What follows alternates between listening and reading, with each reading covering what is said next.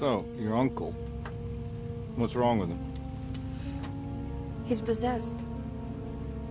As in the devil? Something like that.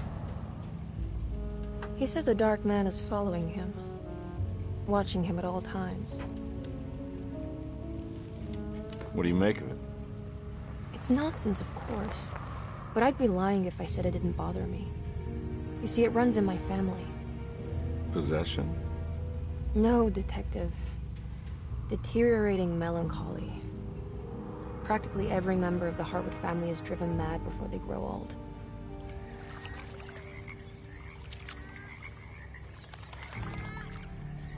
But Jeremy didn't kill himself. Is that why he's at your setup? Despite being convinced that he is truly possessed, he decided to put his last chips on Dr. Gray and his psychoanalysis, figuring he might stumble upon some cure.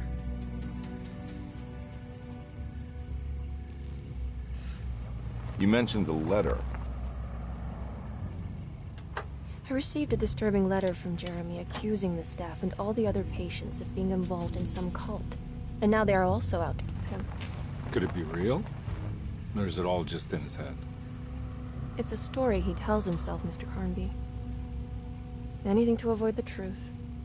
Which is? That we're all terribly insignificant. That people mean so very little to one another. That there is no one out to get Jeremy Hartwood because he isn't worth getting. Here we are.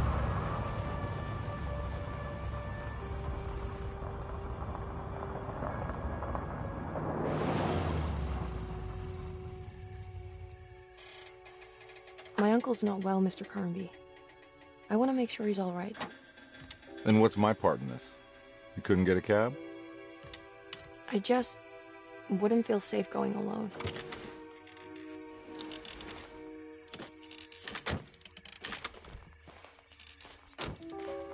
Did you bring a gun?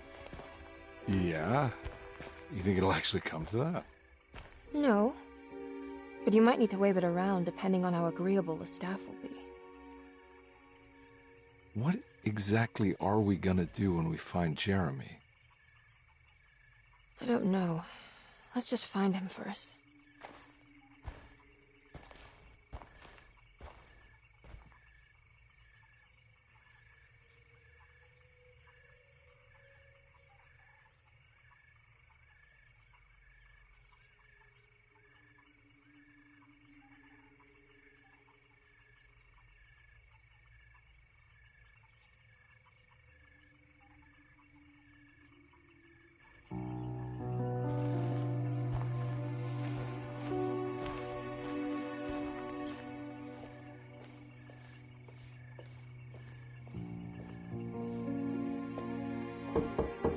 Hello? Hello? Looks abandoned. It can't be. There has to be someone around. Wait here. I'll go around back.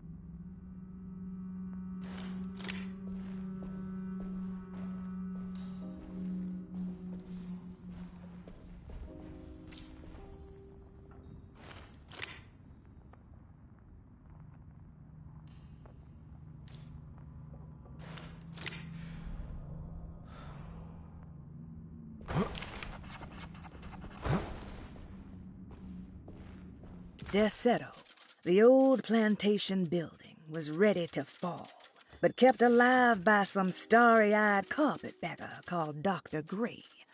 Seeing how the staff couldn't even be bothered with answering the door, Detective Carnby figured they would just head inside and grab Jeremy. He just needed to open the front door for Emily first, so she could talk to her uncle.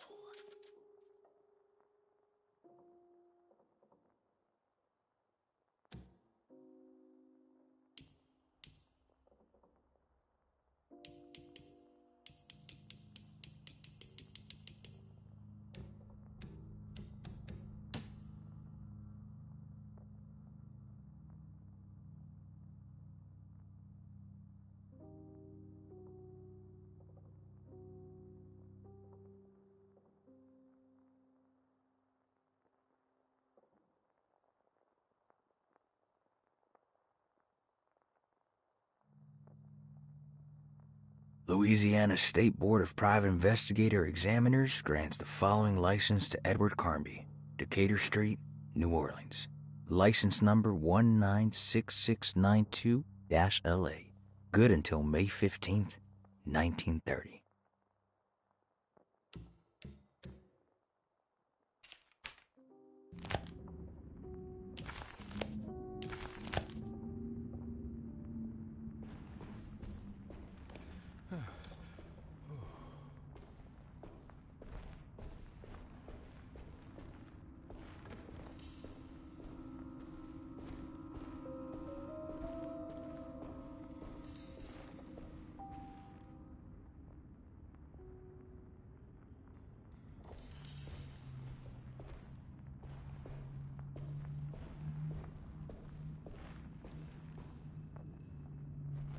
Now, what do we got here?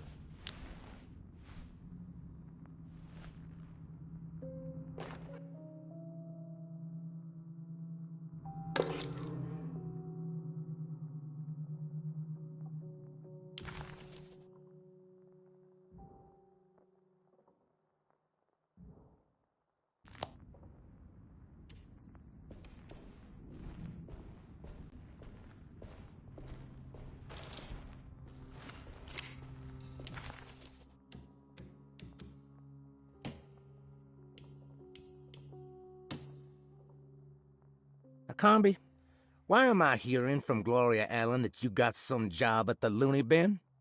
You better not be thinking of paying her off before me. I don't want to take you for a ride, so get me my money. I'll be at the Maccabean all night if you score some dough. Obed Morton.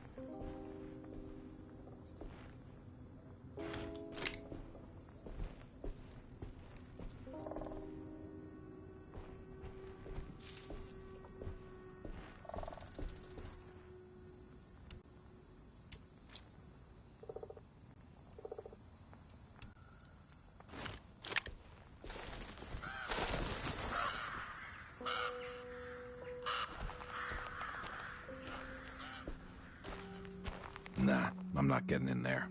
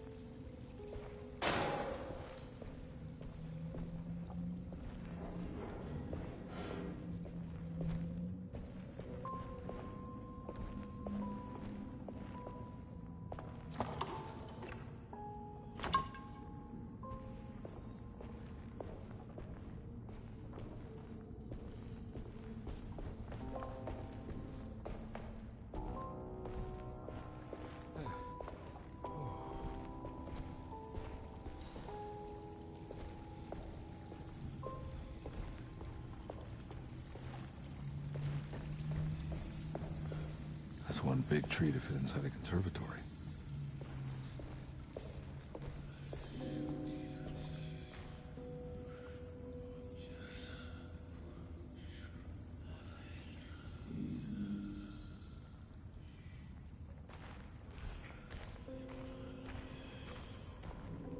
Huh? What?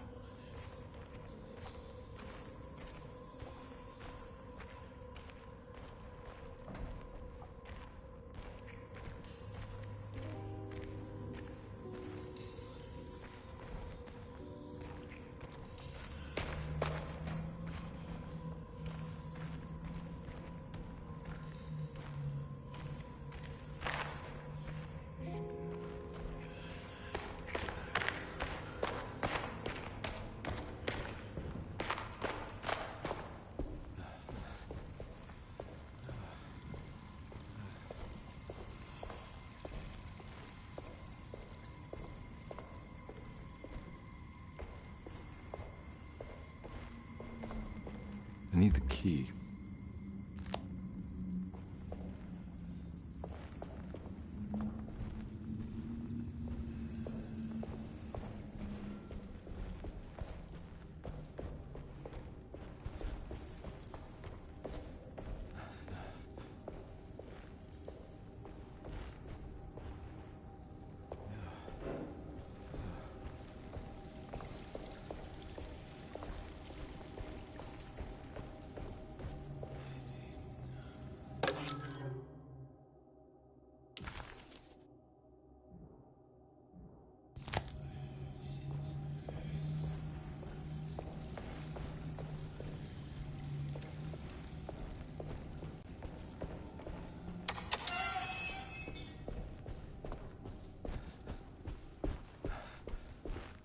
Nah, I'm not getting in there.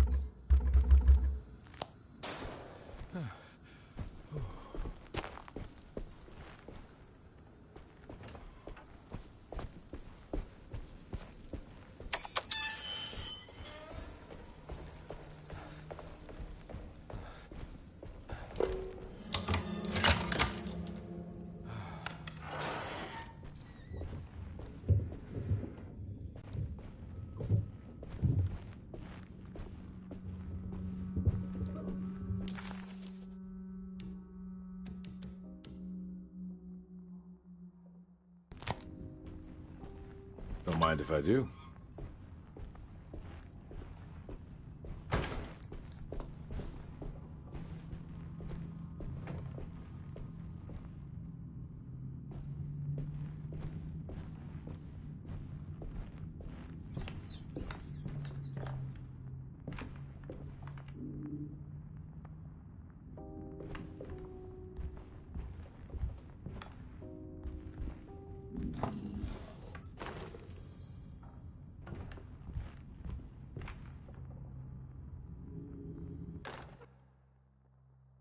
Every day your silence weighs a little heavier.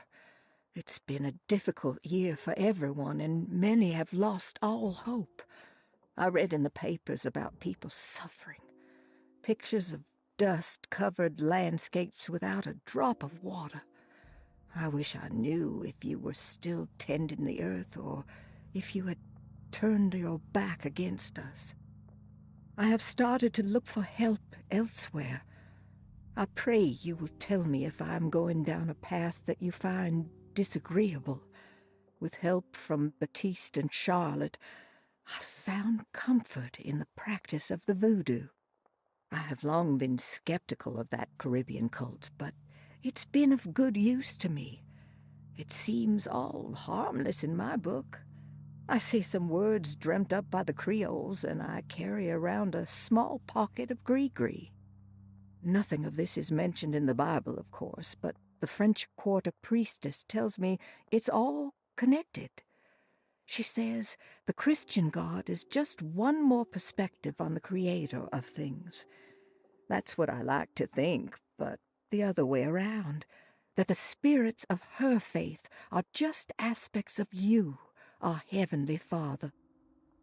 I am so grateful for the words you gave Mr. Hartwood. We will sing your praises at St. John's Eve. The world will be blessed soon again. Only the sacrifices of the Old Testament compare to your demands. Let it be the truth.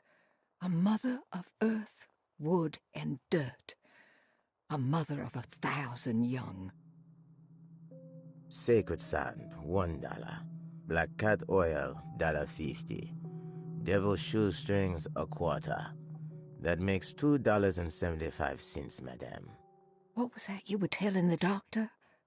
A goat without horns. What does that mean?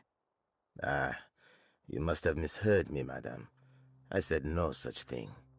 Please, I know I don't look like any of you, but I'm devout.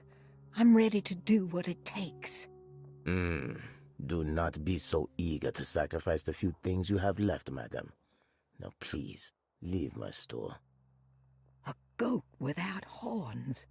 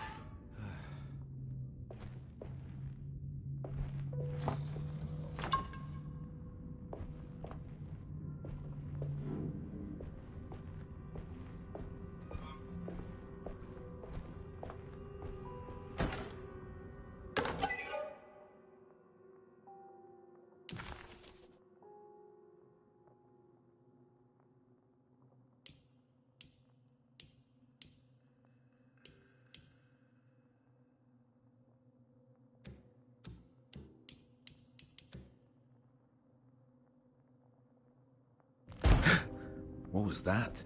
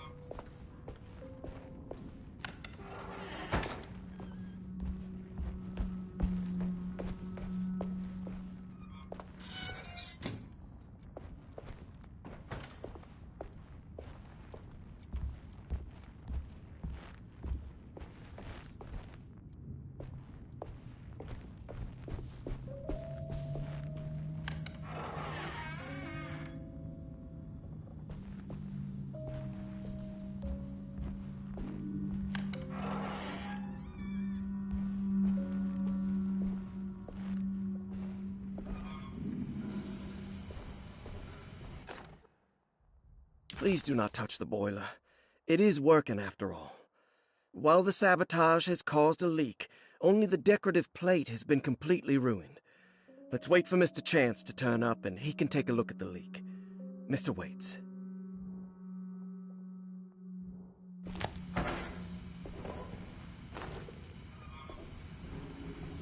That doesn't look safe. There's something missing.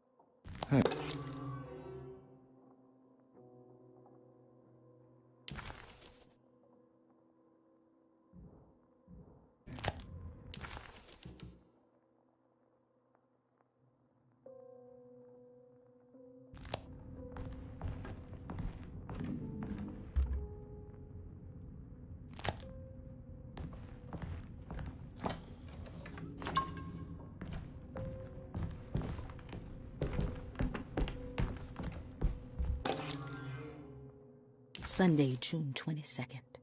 I spent all day looking for Jeremy. I should have cared for the others, but I'm scared that he will do something irreversible. Cassandra is upset that I didn't give her the latest shipment of pain medication that Waits brought from the post office yesterday. I would have given it to her, but the company didn't send a new key this time around, so the box is just sitting there on my desk. They must have figured we had plenty of their gimmicky keys by now. I only remember seeing one lately. Grace was playing with it inside the grand parlor. Unless it turns up by itself, it will have to wait. I have to figure out where Jeremy is. I think Jack knew something. That dog of his found a strange rot permeating the house. She's showing us, he said. Like those blots and streaks of fetid rot was talking to him.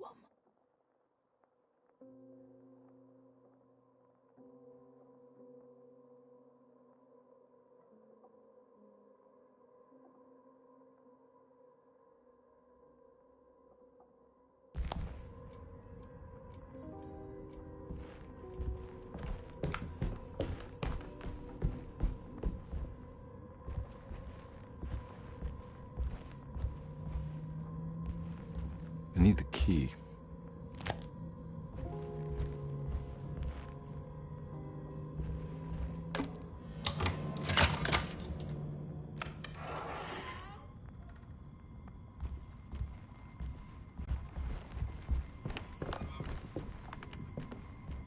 It's wedged shut.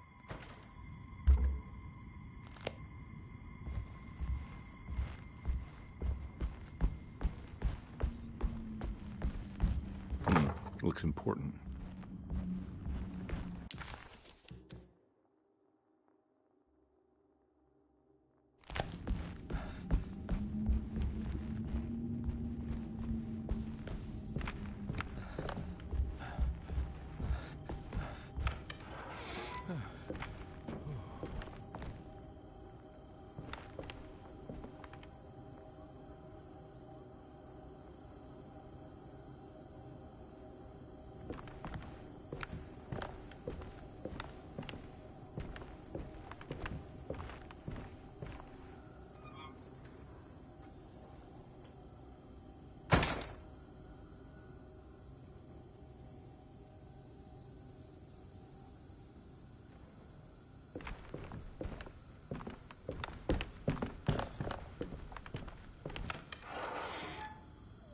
Oh.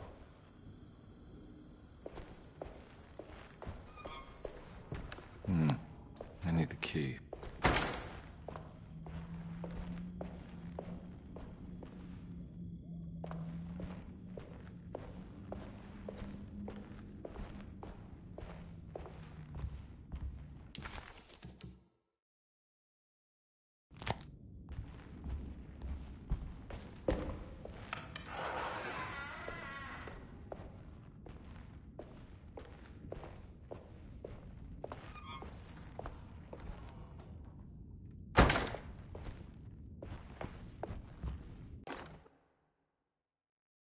The Great Depression. President Hoover raises tariffs on over 20,000 imported goods in an act to protect American labor. Following the collapse of the Wall Street stock market on October 24 last year, American industry has suffered greatly. Thousands of companies have gone bankrupt and left a large part of the American workforce unemployed. In an attempt to turn the tide, the Smoot-Hawley Tariff Act has been signed by President Herbert Hoover. By regulating commerce with foreign countries, the government hopes to encourage the industries of the United States to compete with cheap foreign imports. Superstition on rise. New Orleans voodoo stores and spiritual mediums see increased profit during troubled times. While the market has faced hard times ever since Black Thursday of last year, voodoo doctors and snake charmers see significant rise in number of customers. With the coming Eve of St. John on the 23rd, the police expect increased cult activity around Bayou St. John, the southern shore of Lake Pontchartrain. Voodoo rituals in that area on the Eve of St. John have a long tradition reaching back to the first snake worshippers brought as slaves from West Africa. During the 19th century, its practice was popularized by the legendary Marie Laveau and has since been embraced by many of the Creoles and the surviving aristocracy of the French Quarter. Author seeks asylum. Rumors regarding author Cassandra Beauregard making Derceto her home verified. Derceto Hospital is an old plantation building on the eastern shores of Lake Pontchartrain. While often considered an asylum for the insane, residing Dr. Elmore Lee Gray prefers to think of it as a convalescent home, a place where you can go to rest. The patient list is kept secret, but thought to include many of the black sheep of wealthy families, because at Derceto, treatment does not come for free. Local author Cassandra Beauregard has now been confirmed by her own admission. She's been lauded as a powerful Creole voice and written many successful books. Lately it was reported from Hollywood that she has finished a moving picture manuscript titled Slaughter Gulch. That film is set to hit the theaters next year.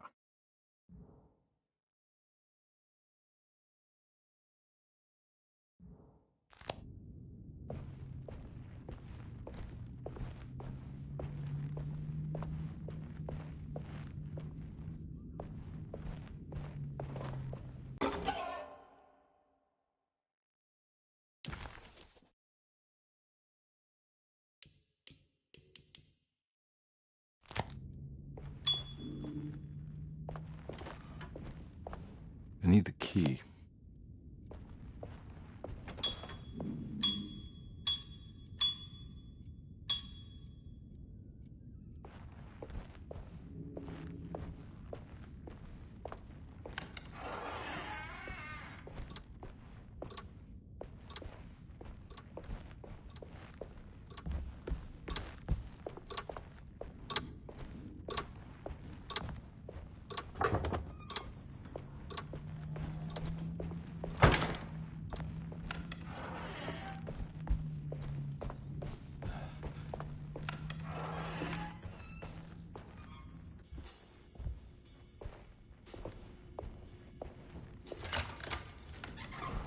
Thanks.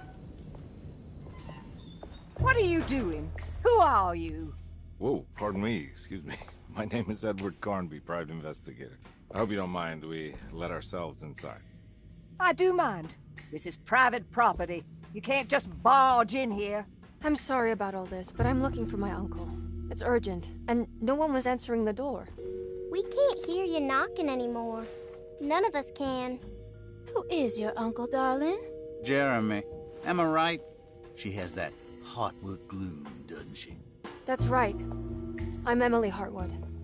I just came to make sure my uncle is all right. Well, he is unavailable right now. You will have to come back another day. Unavailable? How? Is he sleeping? We can wait. He's lost. Don't I know you from somewhere? Who's your man again, Miss Hartwood? My name's Edward Carnby, private investigator. Splendid. Enough! All of you! Get back to your rooms! McCarthy, keep your eyes on the child. And you two, please leave immediately. Look, we're not here to cause any trouble. Just let us see the old man, satisfy the curiosity of my client here, and we'll be off. Jeremy has gone missing. There's no need to worry, but it might be some time before he turns up.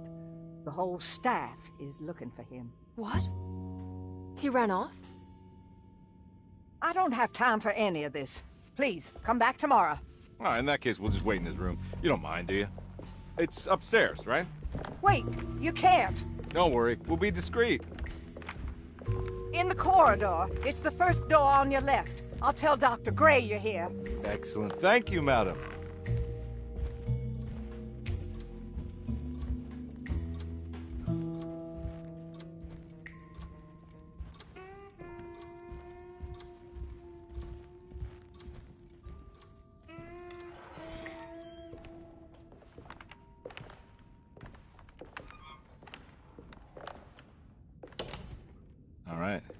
here we are.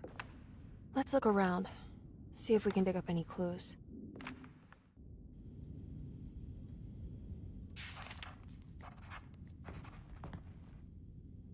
Jeremy had gone missing.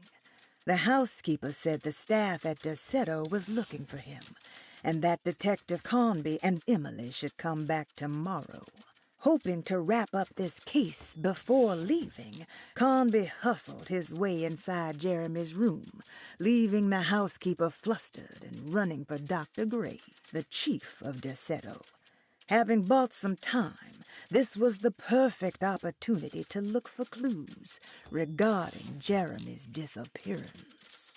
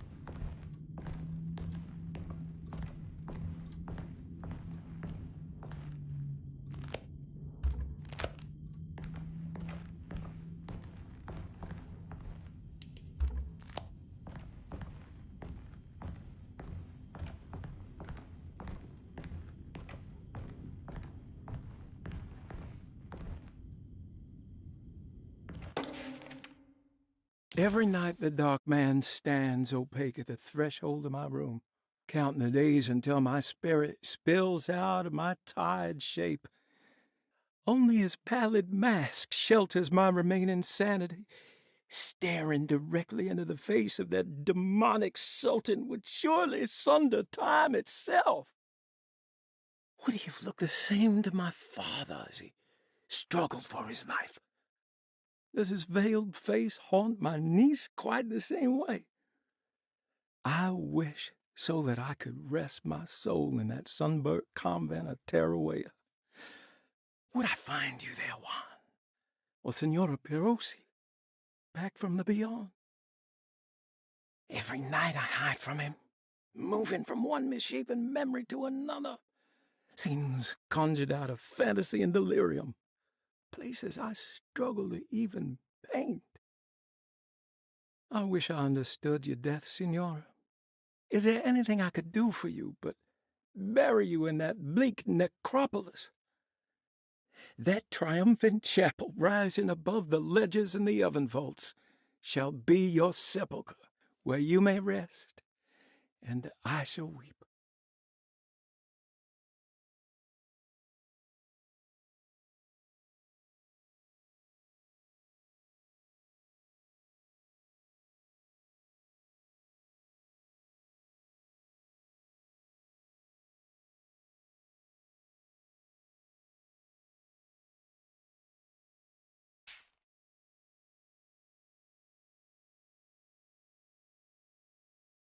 How did you first come to understand such things, Senora? How did you know that the battered boiler in the basement would lead me to Lafayette Cemetery? Or how the old upstairs clock, with its astronomical motifs, would take me to that hateful mound outside of Claremont Harbor? Those are my memories, my past. Is there perhaps a chance, if ever so small, for me to see Tarawea? Oh, I want that more than anything. Please, let my talisman take me there. Let me sit with Juan under his Bodhi tree. Despite having sold me that talisman, Miss Jackson, the voodoo priestess, revealed none of her secrets to me. That's why I had to travel to Tonka. Instead, she cruelly told Baptiste, my caretaker, that he would be betrayed and killed in the most awful way, that the one he loved would pierce his thigh with a sharp spear, and that he would be devoured by his own mother. What a terrible thing to say.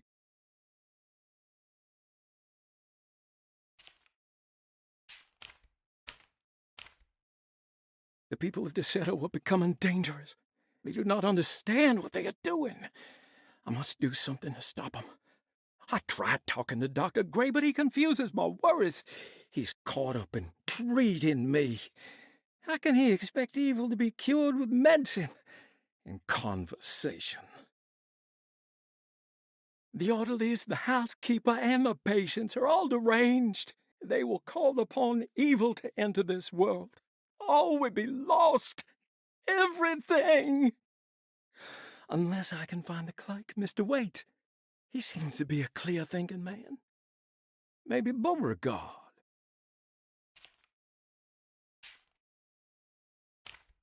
The dark man offered me a prison, and I accepted. I signed that miscarried contract and entered the dark pact. Everyone is safe, except for me.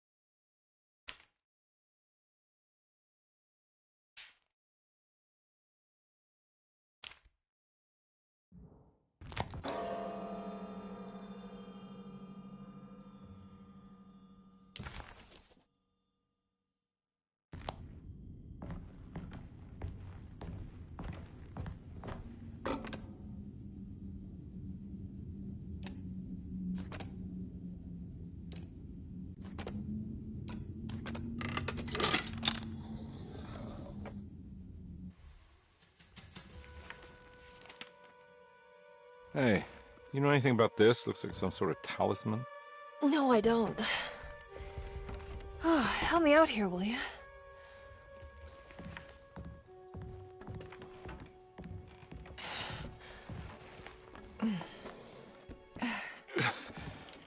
I would kill the guy to throw some of this stuff out. I'd be crazy too if I had this much junk lying around.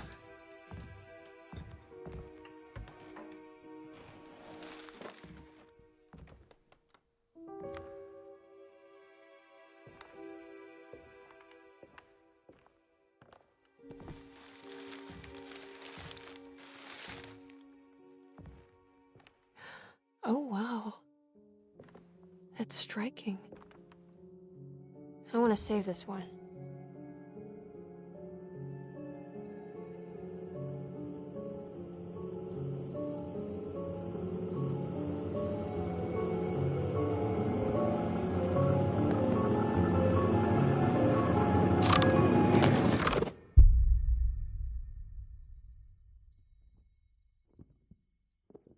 All right, come on. I want to go see Dr. Gray.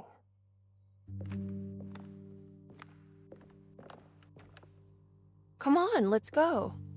Yeah, I'm coming.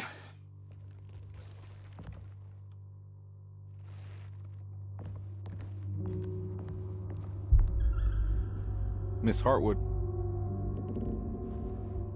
Emily?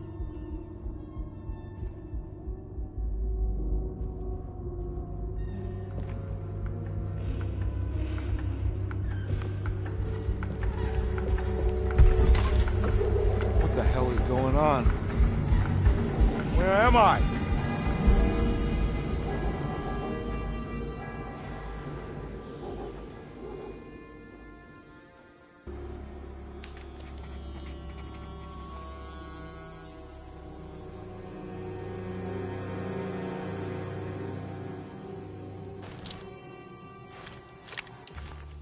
Detective Carnby couldn't believe his eyes. The French Quarter scene before him was dark and sinister. The only sign of life he could see from Jeremy's balcony was the light coming from a lone corner store.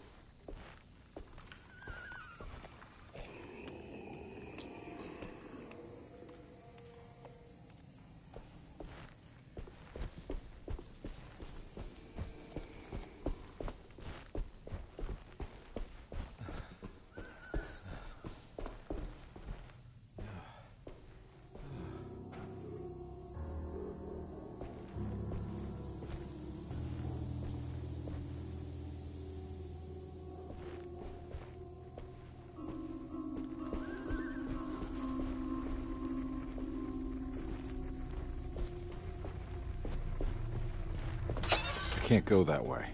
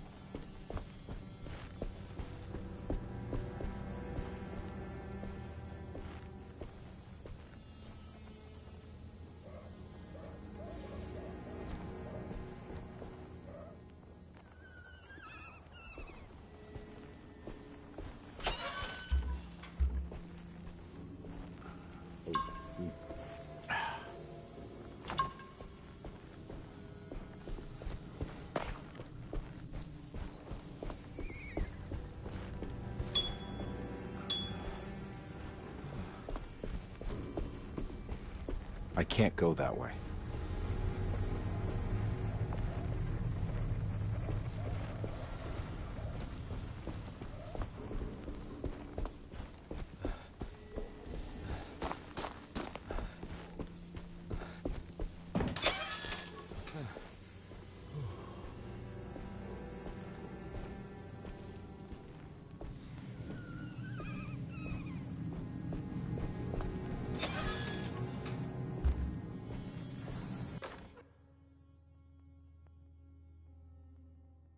Okay.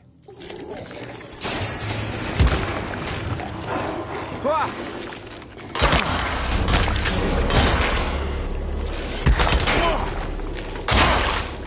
My weapon broke.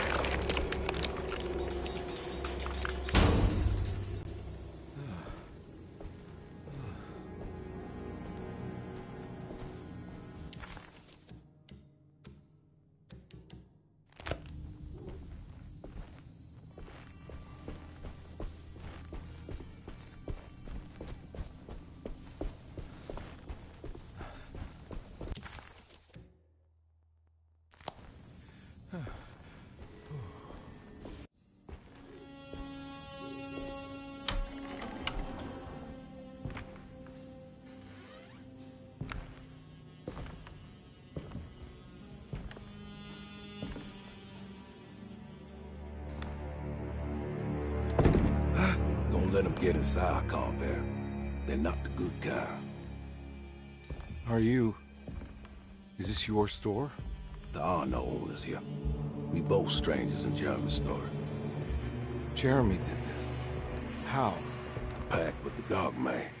Jeremy warned us, but we didn't think much of it. I'm Detective Edward Carnby. I was hired by Jeremy's niece to find him. Oh, yeah? How much she paying you? $150. She's sure getting her money's worth tonight. Are you a thinking man, compare? No, not if I can help it. You know, I think Jeremy's hiding in a way we can't find him. He has this juju necklace that guides him. The talisman? That's right. It's some magic charm he got from Miss Jackson down the street. The voodoo priestess? You know surprising things, compare. Yeah, the Mama Loa. Here, take the key. I locked the gate to save her place from all the ghouls and goblins getting inside. Maybe if you go there, you can find some clues to show you the way. Thanks. I'll have a look.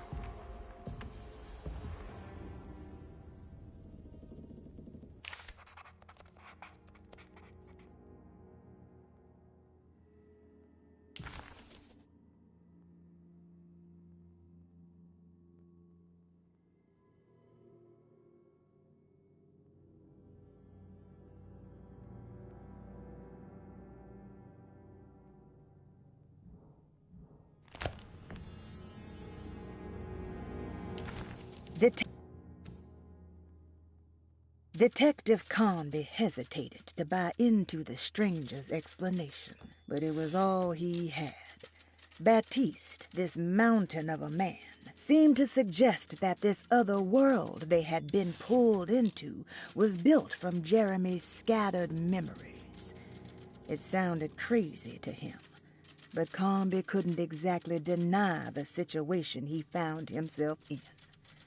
Baptiste believed Jeremy was able to move freely between worlds using a talisman he got from Miss Jackson, a voodoo witch doctor that made a good living from alleviating the rich from their ailments and their money.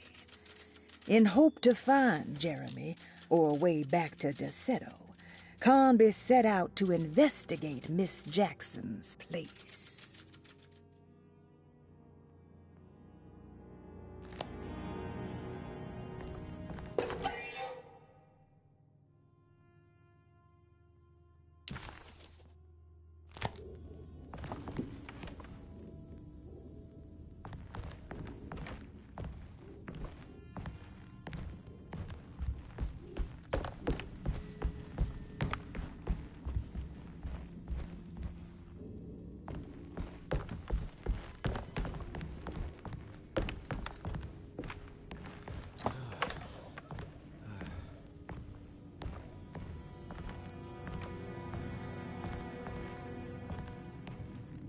You want to come along?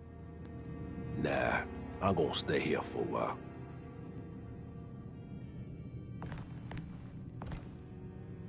Anything I can do for... Sorry, I didn't catch your name. Baptiste, just tell my sister Lottie I'm alright if you see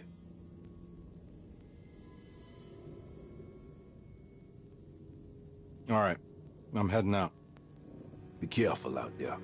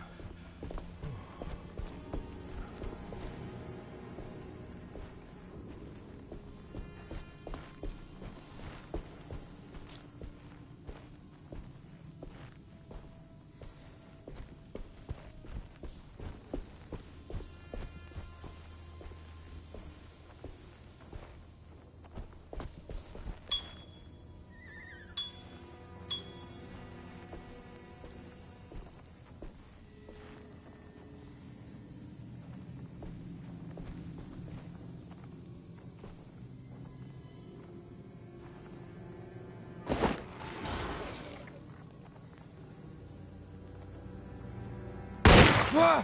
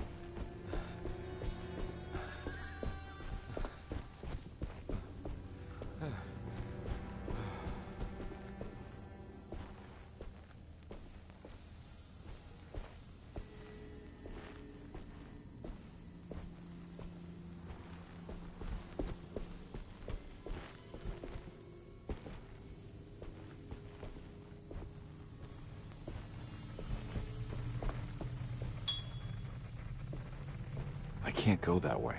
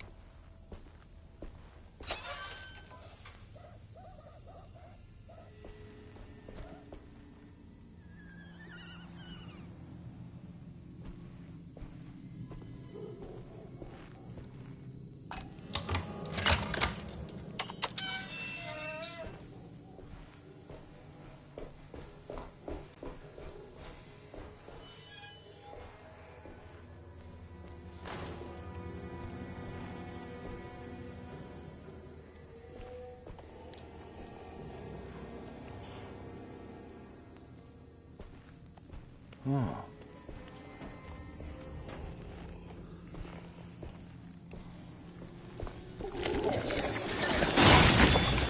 Ah!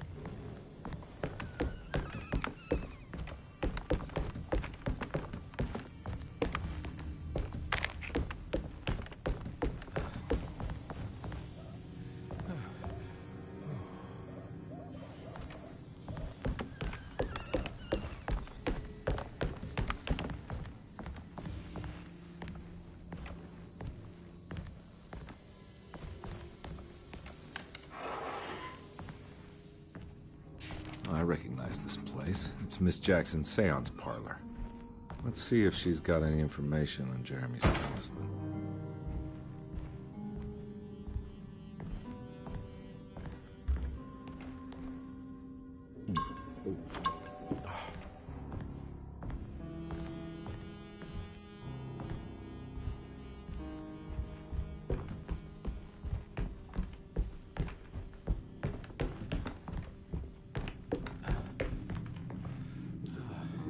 It's the talisman, like the one in the painting.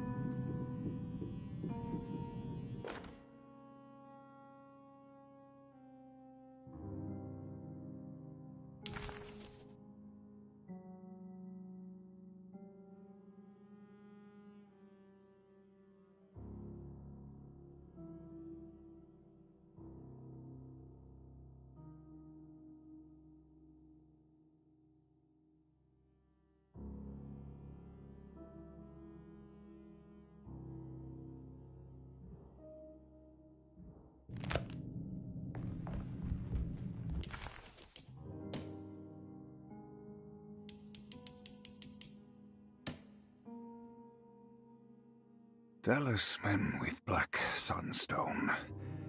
An ancient navigational tool found inside a cheniere along the Bayou Tonk. The old grave was uncovered by oil riggers and said to have unleashed a vagabond devil that massacred its finders. 3 numbers are needed to span a bridge between the scapes of dream and memory, according to Stein. Not where I want to be, but it's a start. 3, 5, 8. He recognized this place. It was Miss Jackson's seance room. The last time he was here, he had been trying to figure out the significance of wasps' nests and horsehair wrapped up in red silk. An image of a dead woman stabbed with hatpins flashed inside his mind. Conby shuddered. This was no time to dwell on the past. He needed to find out about the talisman and get back to Desetto.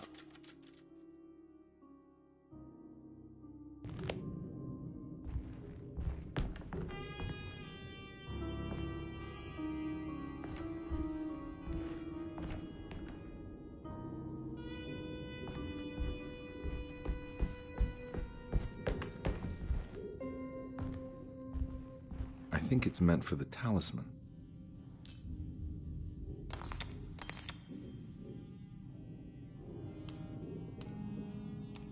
I think it needs numbers, like coordinates. Maybe there's something in Jeremy's notes.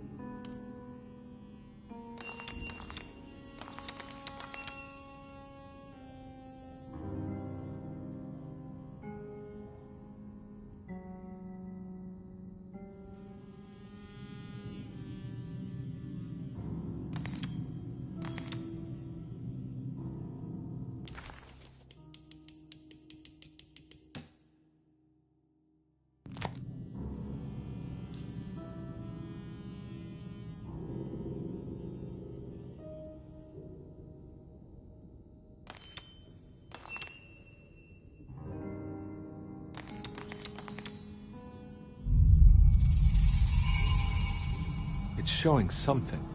A place? Where is that?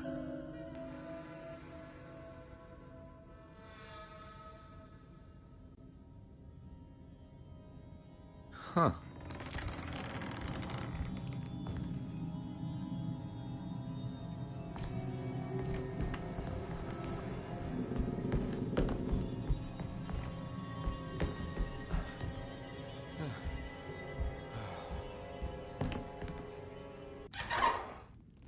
Detective, I was wondering when you were going to show up.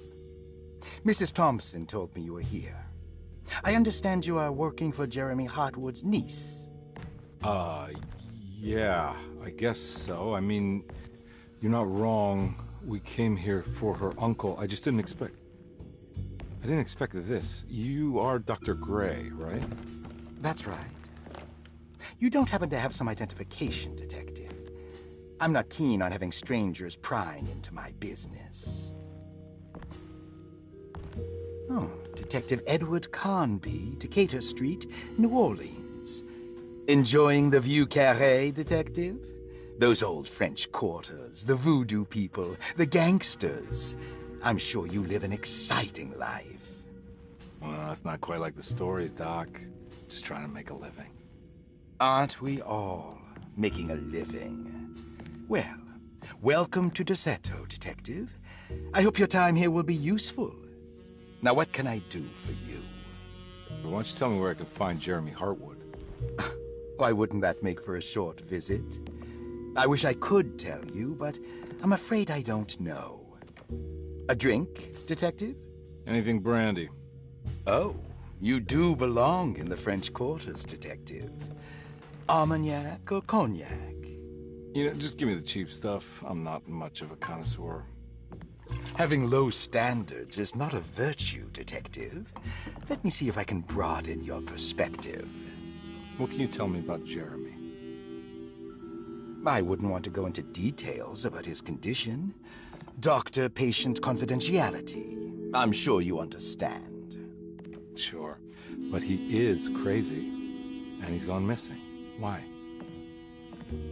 Here, try this.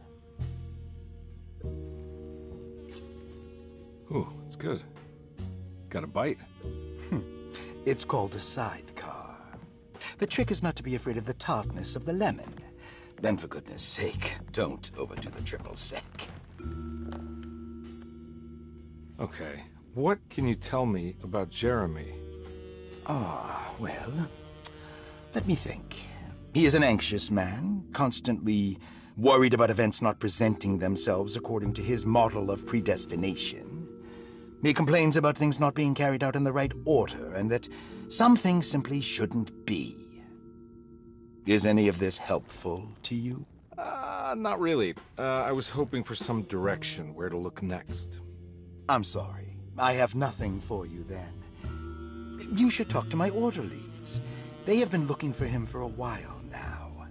I'm sure they would appreciate your help. Yeah, I ran into Batiste earlier. Come to think of it, he might have given me a lead. Oh, excellent. So your investigation is already underway. I'm gonna go, but I'm sure we'll meet again. Looking forward to it. Safe returns.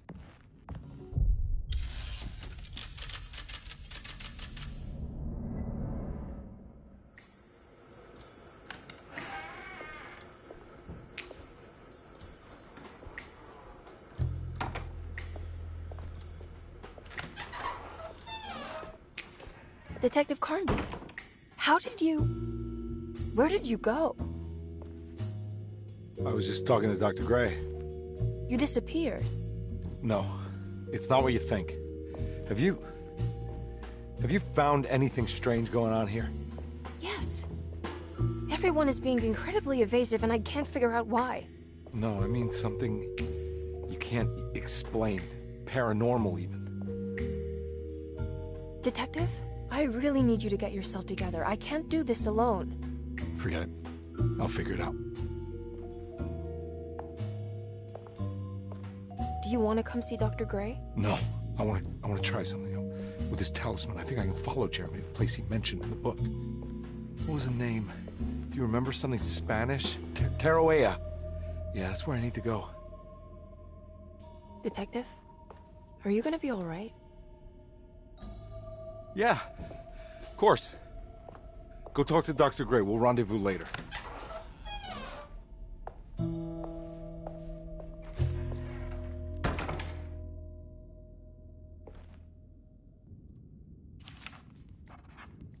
This talisman brought me back from the French Quarter in the blink of an eye. If Jeremy can travel so easily, then he could be hiding anywhere, even Tarawea. If he can do it, so can I. I just need to figure out how the talisman works.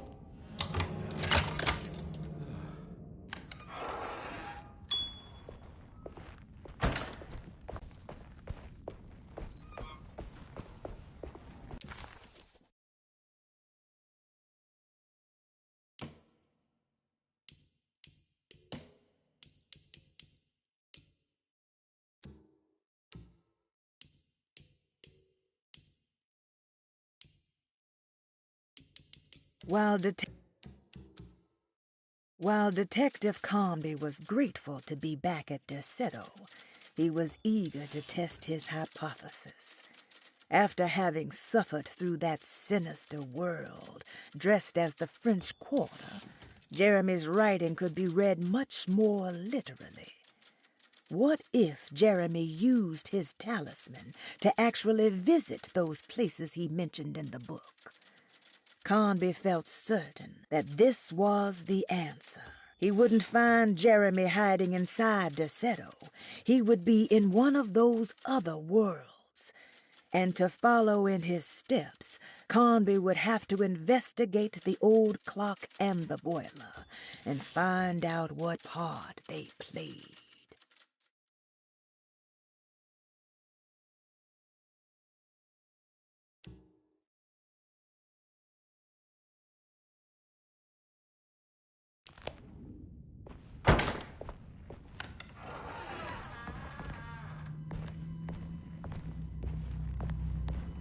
I need the key.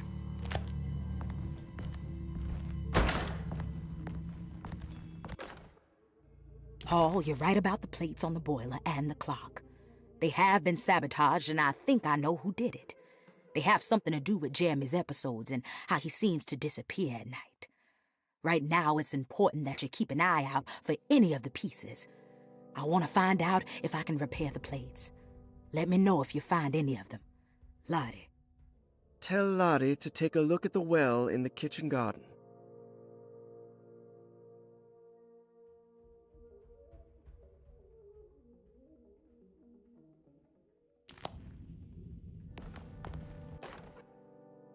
Saw your notice in the boiler room. You should know Mr. Chance won't be coming back. I got no business being in there myself, but you can take a valve from the wine cellar if you want to try to stop the steam pouring out. Be careful.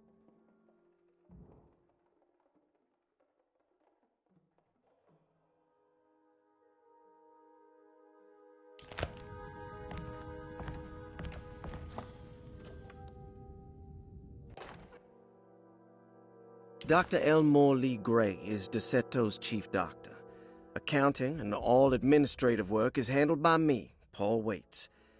Magdalena Thompson, or Mags, is responsible for the household.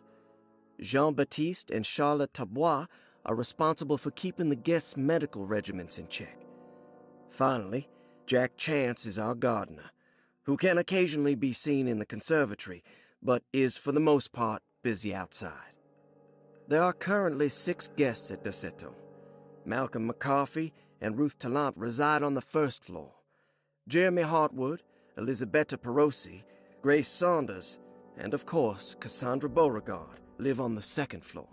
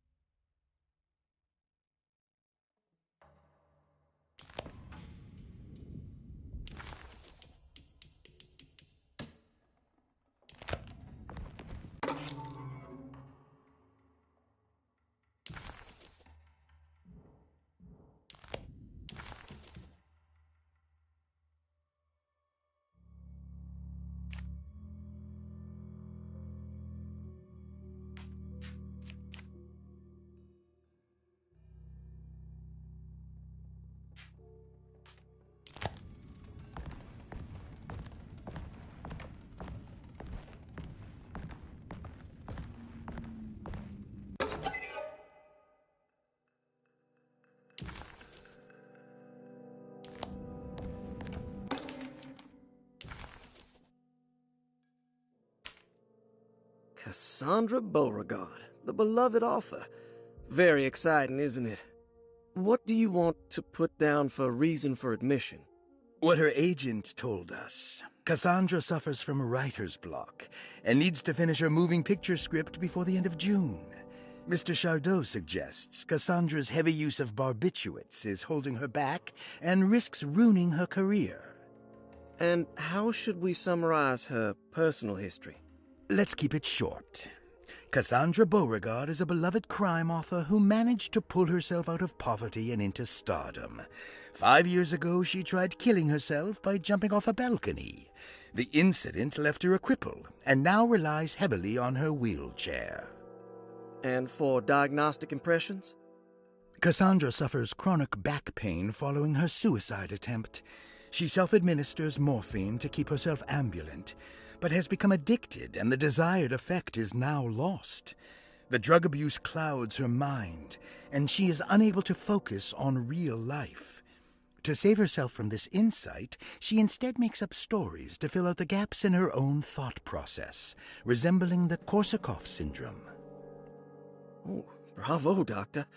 How will you treat her? First of all, she needs to be weaned from her drug addiction, and hopefully it will resolve her compulsive lying. Then look into permanently numbing her pain in her back through surgery. Finally, deal with her suicidal thoughts. Fantastic. With such a short time before June, I really hope she gets better soon.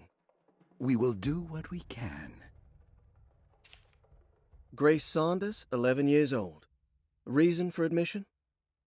The mother insists on strict supervision by a proper gentleman to avoid further perversion of Grace's adolescence.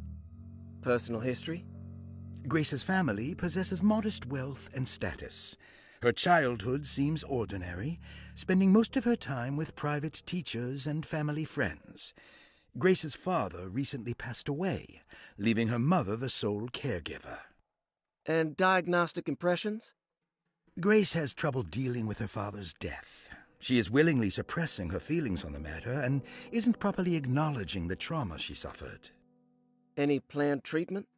Grace needs nothing out of the ordinary. She simply needs parental guidance. Eventually, we can work on her feelings toward her father. Thank you, Doctor. I'll finish the paperwork and get her installed.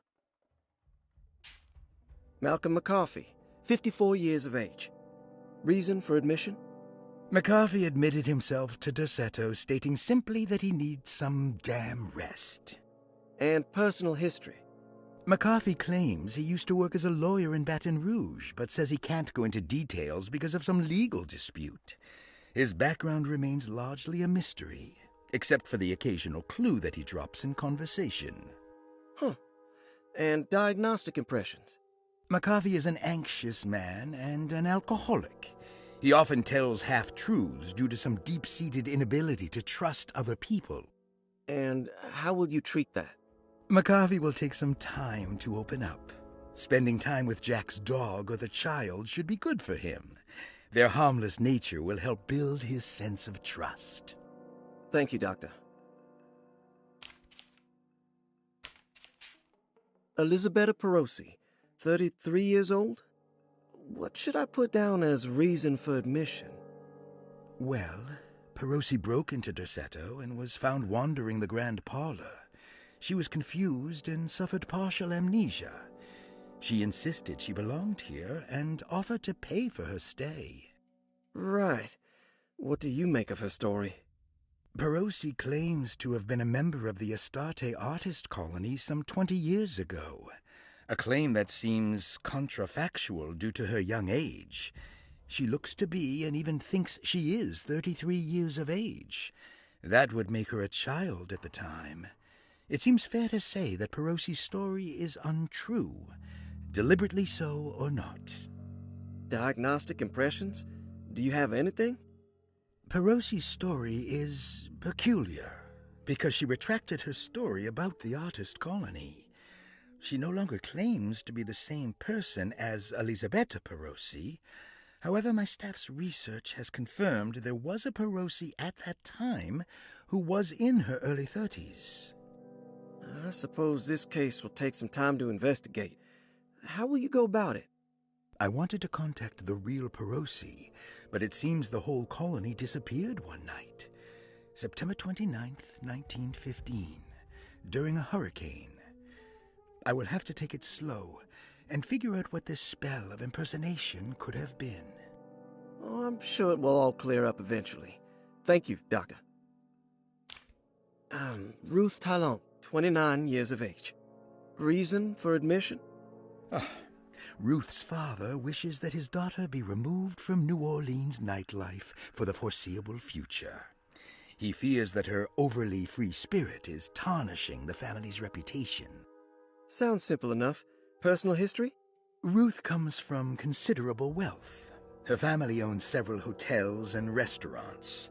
Unlike the rest of the family, her sense of adventure has taken her around the world, including France during the Great War as a photojournalist. The last decade, she has provoked many rumors of being a debauched flapper, bordering on nymphomania. And diagnostic impressions? Despite her father's frivolous reasons for her to be admitted, Ruth does seem to provide an interesting case. She is refreshingly open and doesn't shy away from talking about her life during the war or her continuous celebration after returning to the States. She is admittedly a sexual deviant and feels no remorse. And her treatment plan? Simply staying at Derceto should do wonders for Ruth. If not, at least for her family's reputation. Ruth doesn't need to change, but with therapy I might be able to share with her some sympathy towards her family. I doubt she will settle down and become as dull as the rest of them, but at least she might try to be more discreet in the future.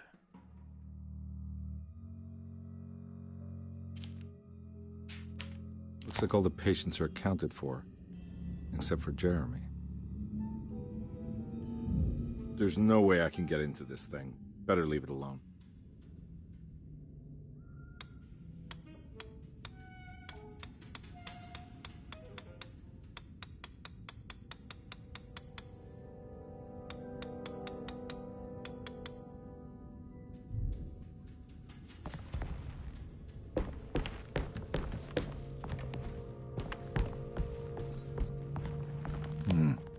I need the key.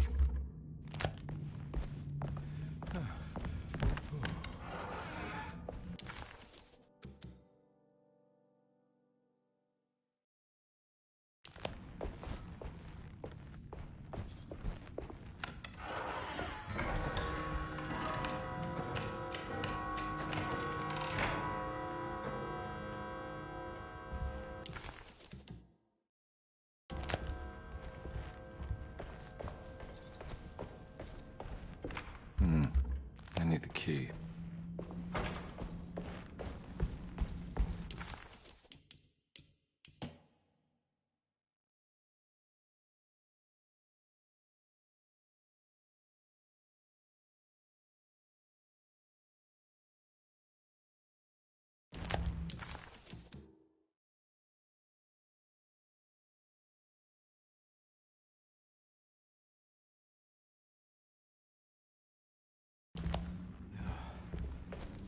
I'm not gonna walk out of this now. I need to help Emily save her uncle.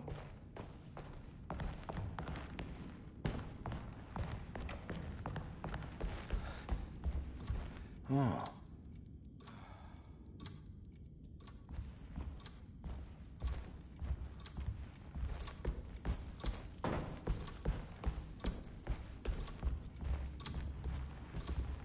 I need the key. It's stained. Looks like some kind of rot.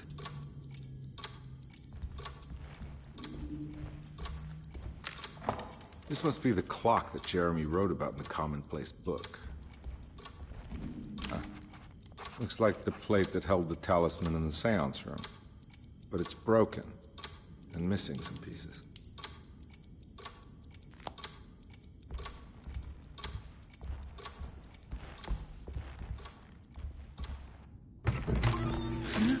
Yeah, sorry, Detective. Didn't mean to obstruct justice or anything. That's fine.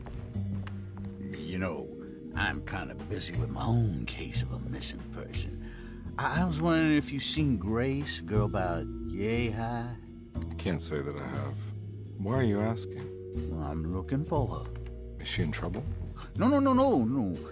She's just hiding somewhere. But we can't have a rascal like that running around unchecked at a time like this, you understand? Well, I haven't seen her. Well, let me know if you find her. I'll be around. I'll keep an eye out for your man, Jeremy. You scratch my back, Detective, and I'll scratch yours.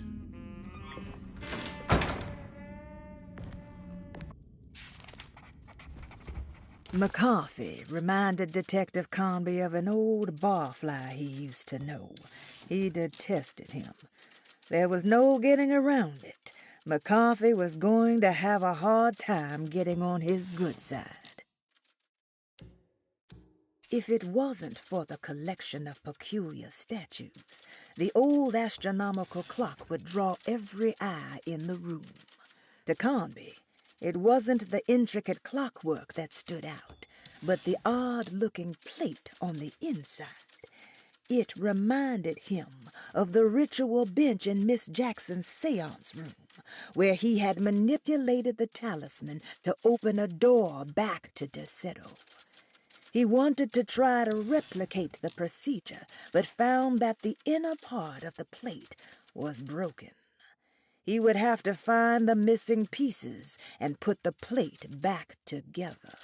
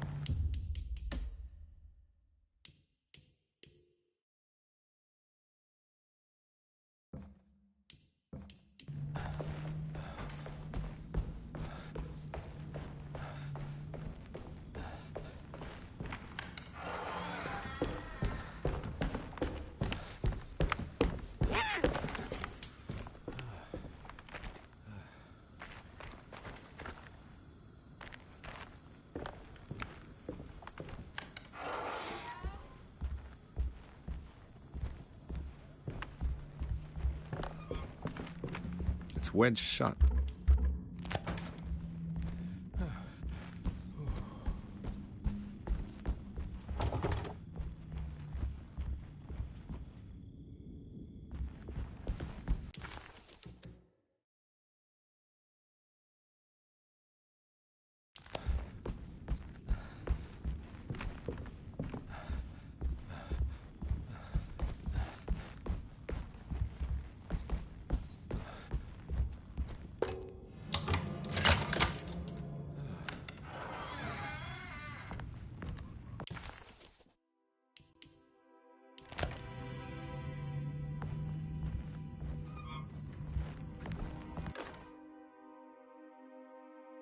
Lost Plantations of Louisiana, Thierry Briclot, 1917. Desetto was a small plantation on the eastern shore of Lake Pontchartrain. The land was considered difficult for industry and was sold for only $30 to Elijah Pickford in 1818. Pickford employed hundreds of workers from nearby New Orleans to clear the woods and build a small plantation mansion facing the lake with a striking Greek Revival temple facade.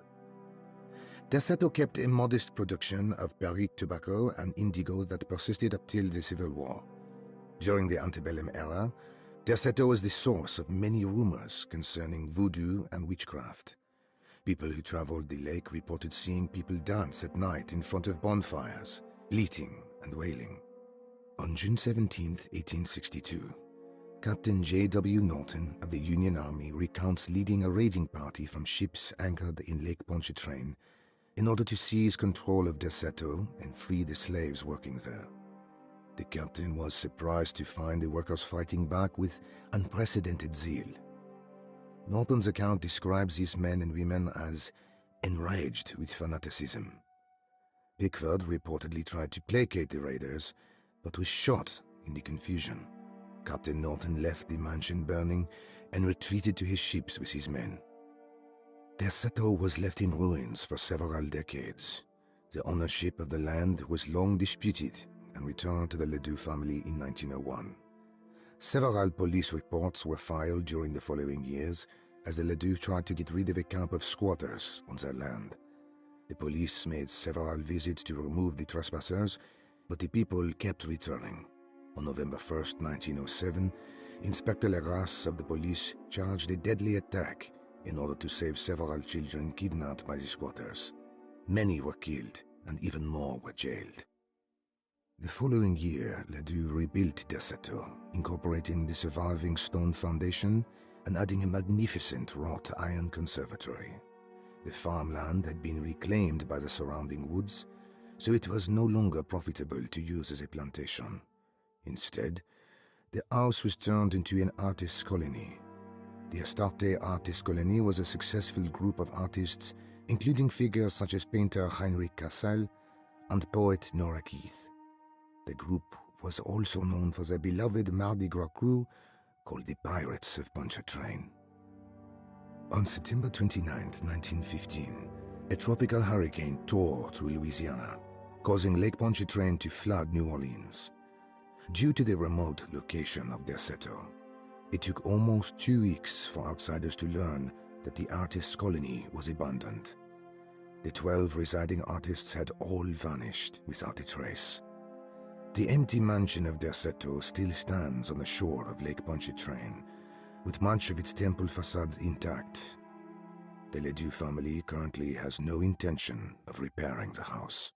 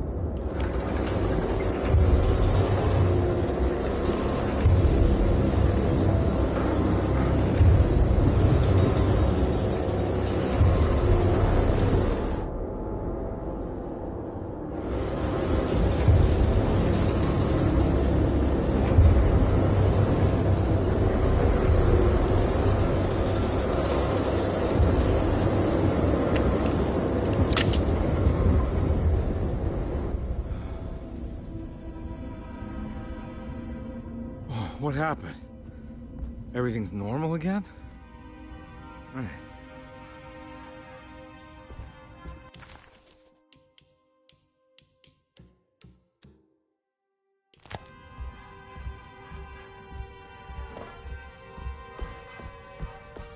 Ooh.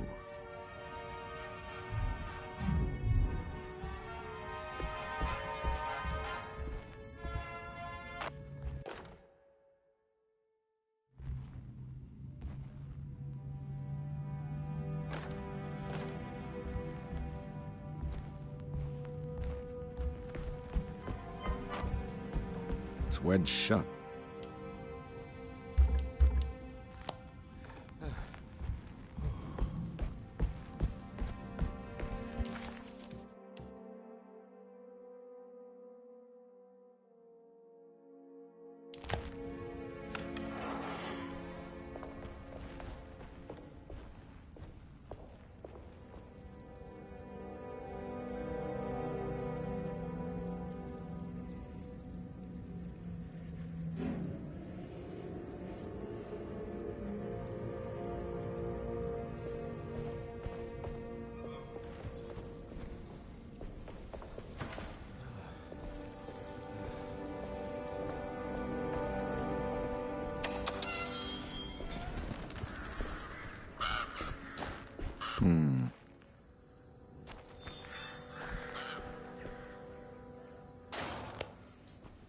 Huh.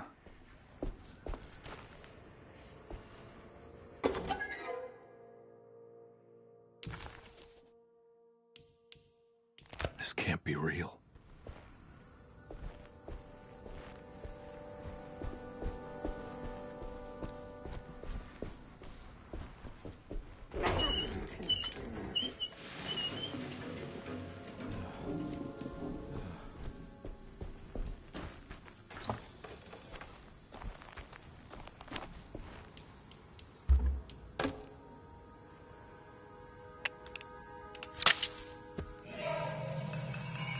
Got it.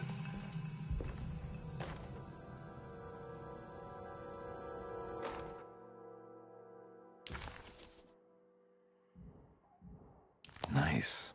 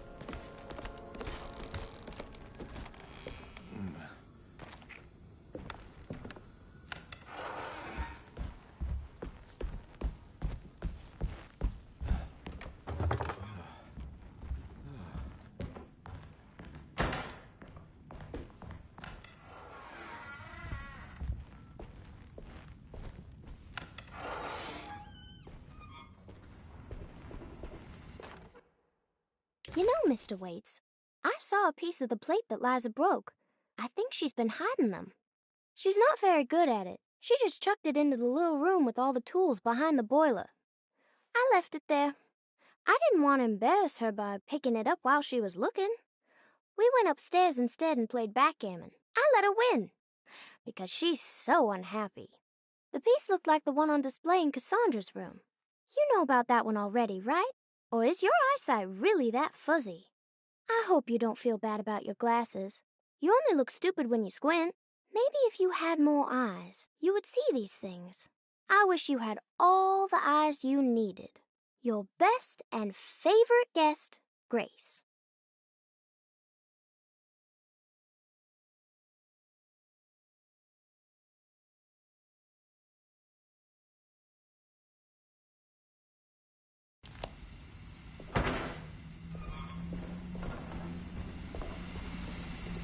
It's another plate for the talisman. Like the other one, it's broken and missing some pieces.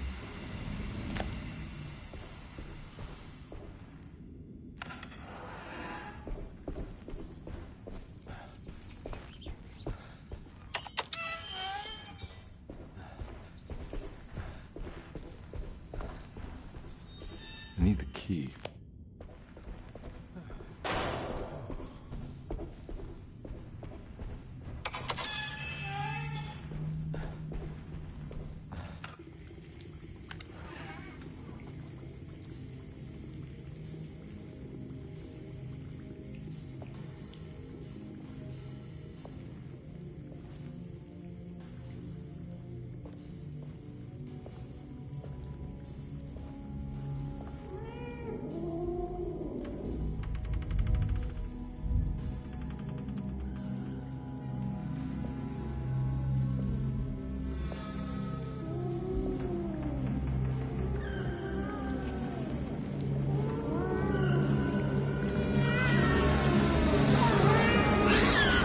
What are you doing in my kitchen?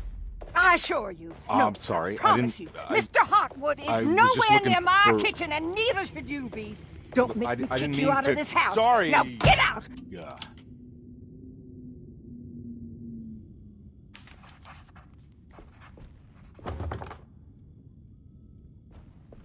Conby was in shock, but also a little embarrassed. The housekeeper was furious to find him searching through the kitchen and had run him out of the room. There was something strange going on with her, but it didn't feel connected to the case, so he decided to stay out of her way.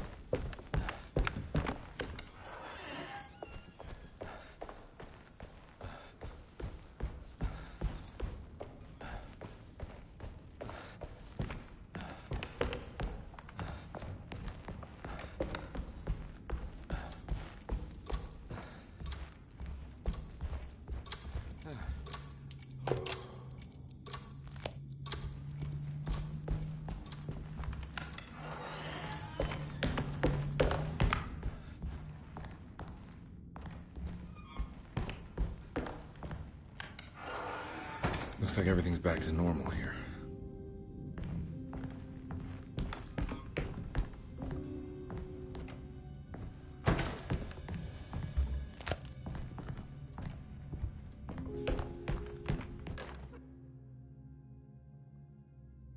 Emily's here. Emily's here.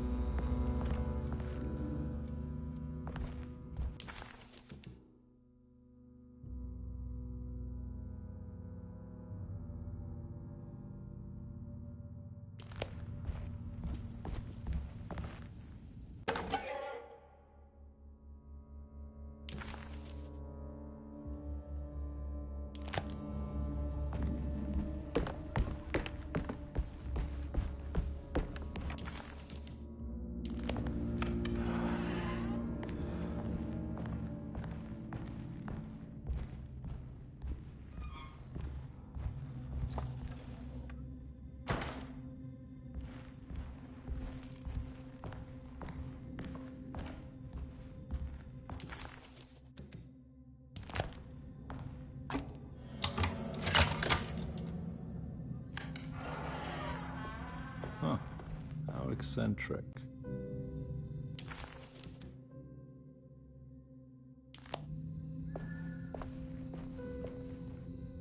What are these symbols?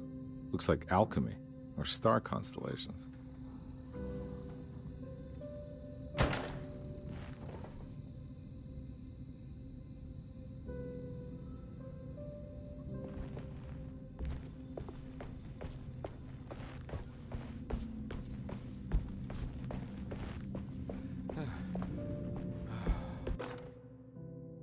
I did it!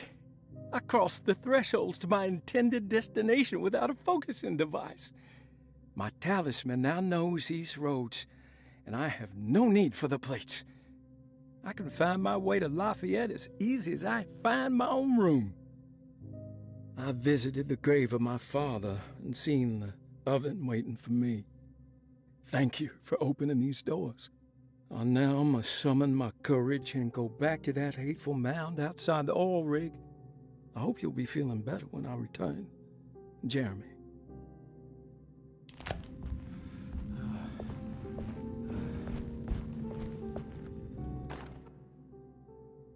Will I need to remember how to get them out again? They are locked up for good reason. I am sure she is still able to whisper the answer in the ears of the wrong people. But not for long. I will see her burned soon enough. That black goat will be sacrificed to put an end to it all. Then it will all be over. No more Terceto, and sadly, no Astarte. Those good pirates of Pontchartrain. May you still sail the lake, until you find the shores of Hali.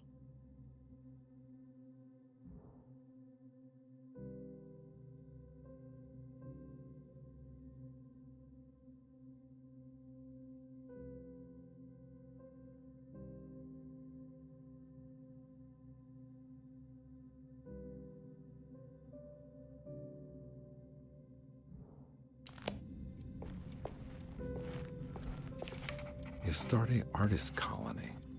I remember hearing about their disappearance. Must have been 15 years or more now.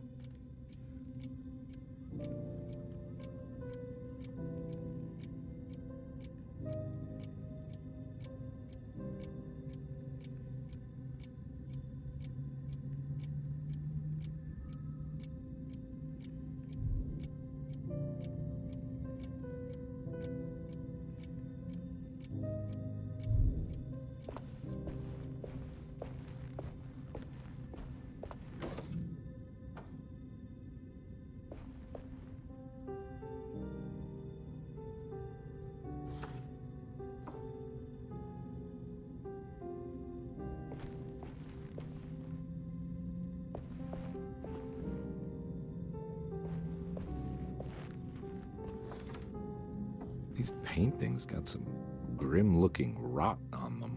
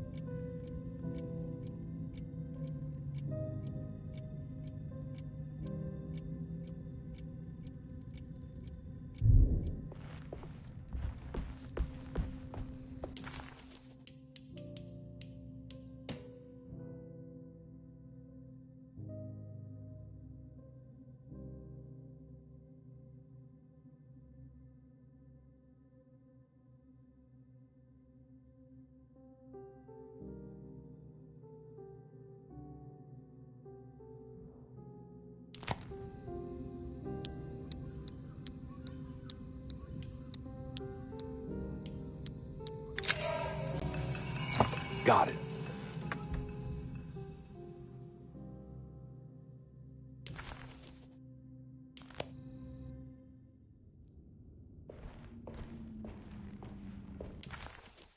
The simple astrology cipher was a favorite among the artists who lived in the house 20 years ago. They easily turned into numbers when needed, but also acted as signatures for the members, as there were only 12 of them.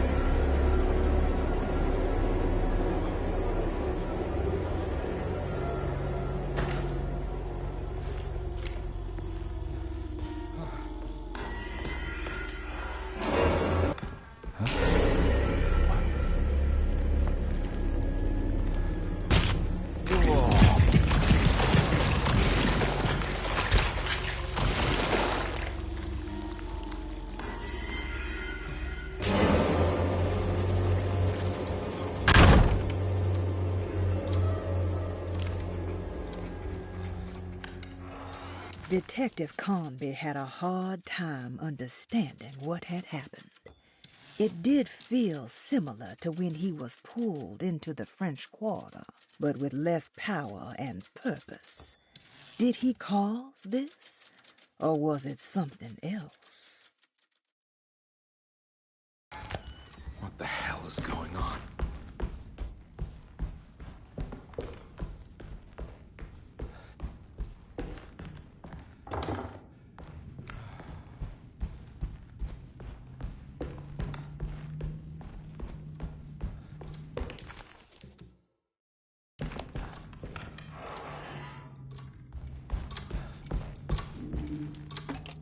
I think I've seen this somewhere.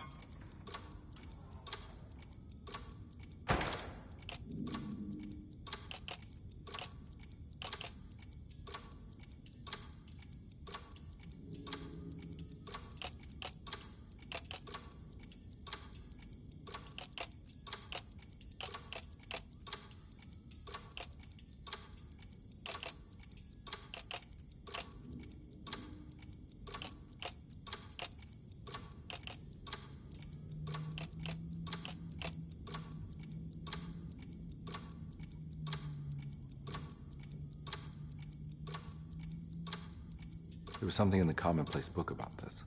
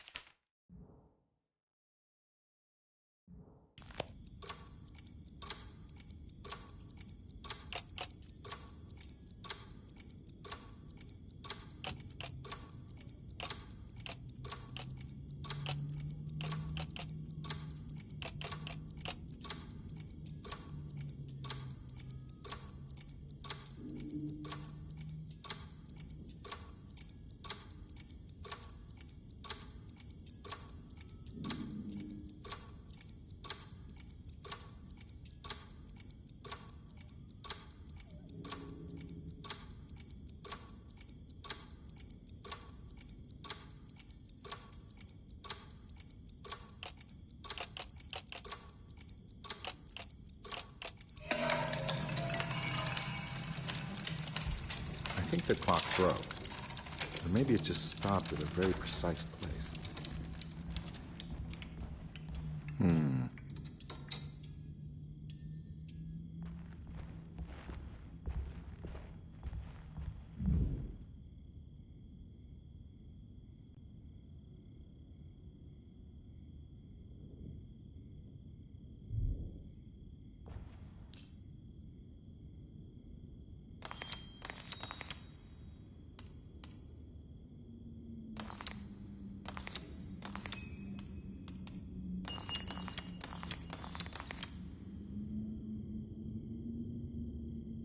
There's a picture in the black glass. It's showing me something. It's the hallway outside Jeremy's room.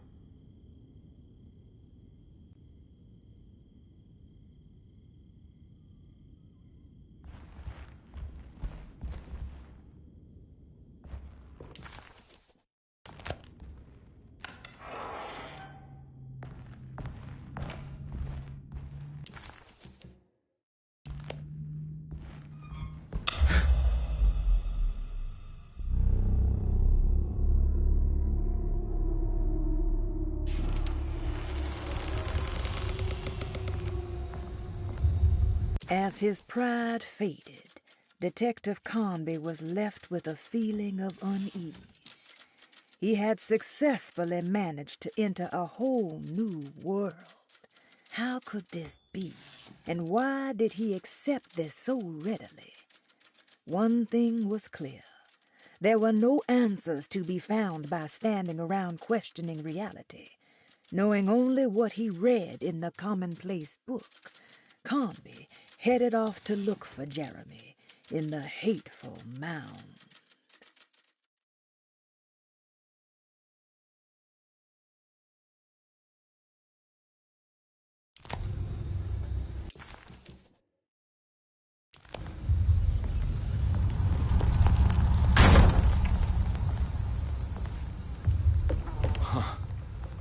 I made it. I entered another one of Jeremy's memories.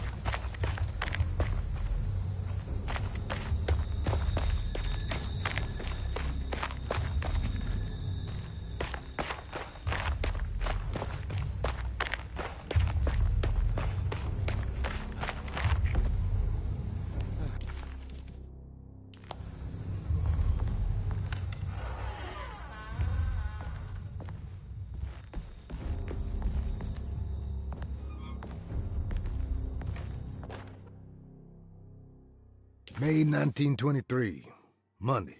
All okay, ready for delivery. Maintenance, oil pump must be serviced. Any tampering causes large spills unless properly forestalled. Tuesday, shipment delayed but delivered. Maintenance, service bridge close to broken. Wednesday, prospectors reluctantly agreed to show the burial mound to Mr. Hotwood, a painter, who read about our finds in the papers. He means to return tomorrow and try to find a way inside. Thursday. Mr. Hotwood's efforts delayed. The workers seemed nervous about his presence. Hotwood promised not to return to the compound. Instead, he has taken up an offer by L'Officier, the riverboat captain, who means to pilot him to the site tomorrow morning. Hopefully that's the end, and work can resume. Maintenance. Bridge from the oil tower to the bayou has collapsed. Sabotage suspected. This is the devil that guides us now.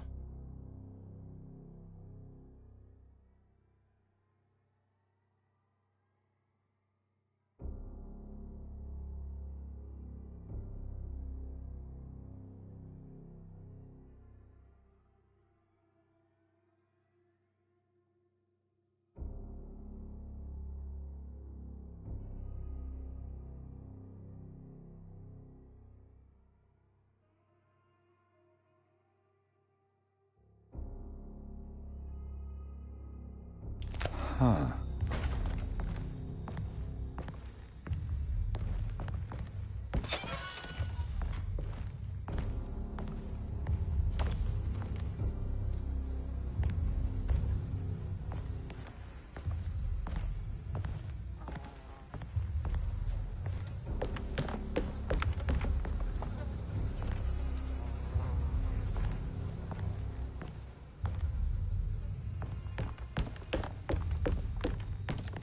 I need the key.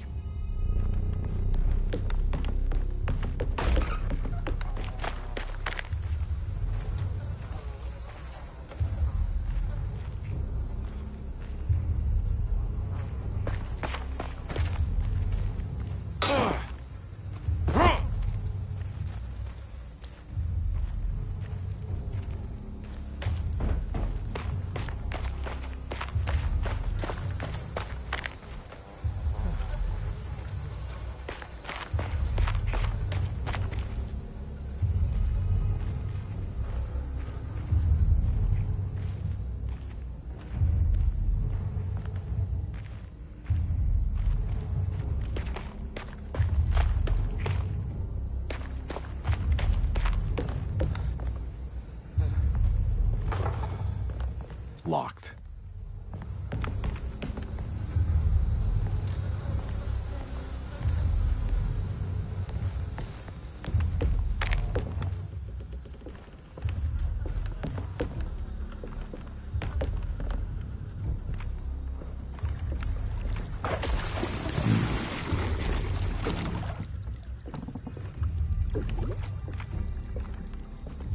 There's something missing.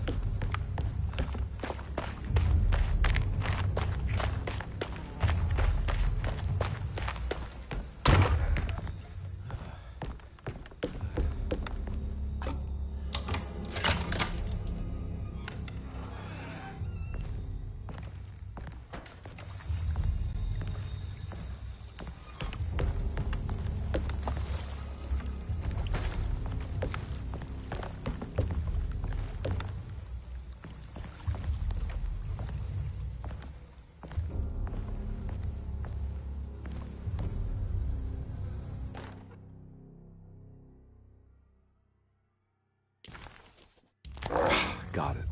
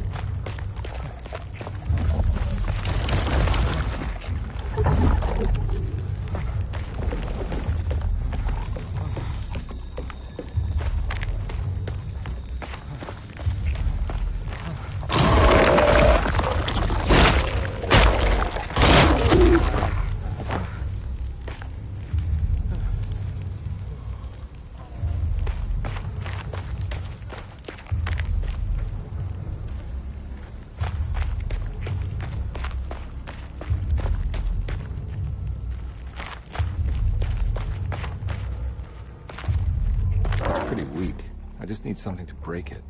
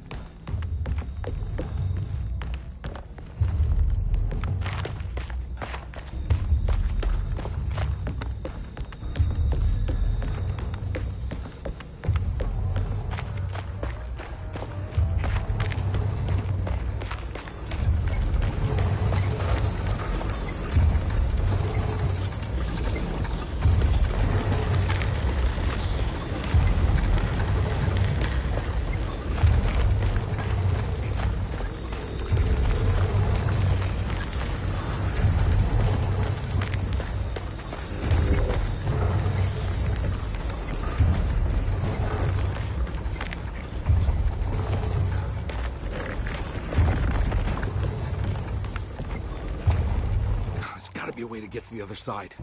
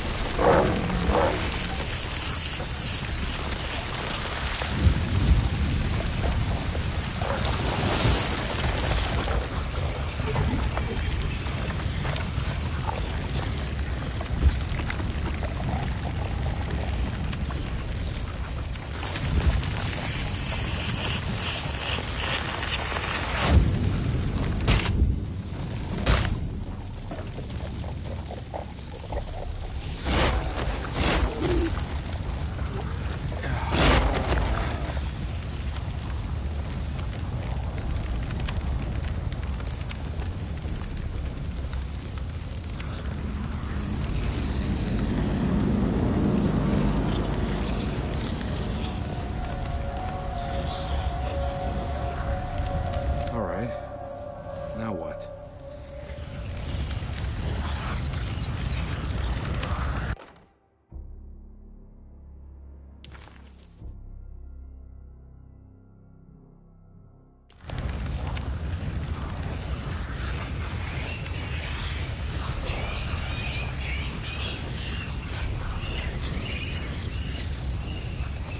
Come on, Carby. Wouldn't you rather fall to your death than go up in flames?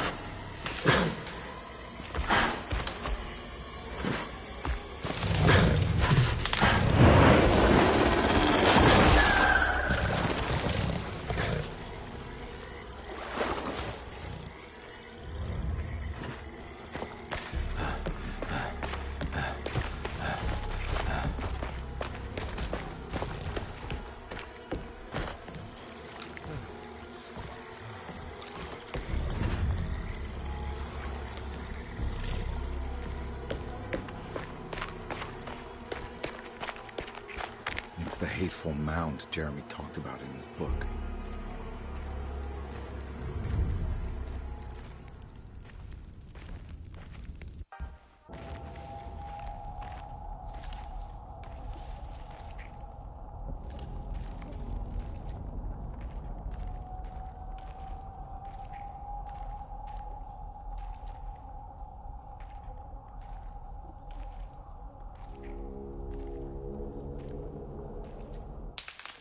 Don't come any closer.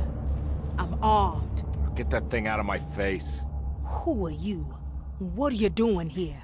I'm just a detective trying to find something called Tarawea. You after Jeremy too? Why? I'm working for his niece. She wants to make sure he's alright. He might be unharmed, but far from alright. He's a curse upon DeSeto. Here we go again. Quiet!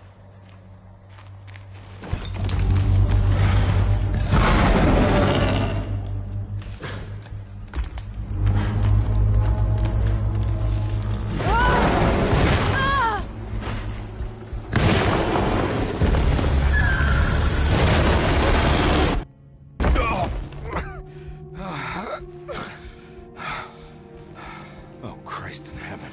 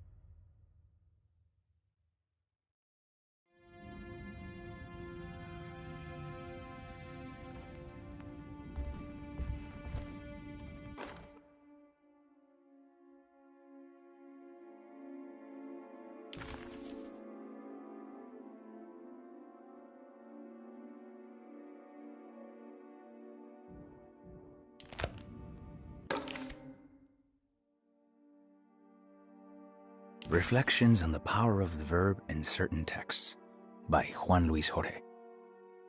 To act is in itself divine.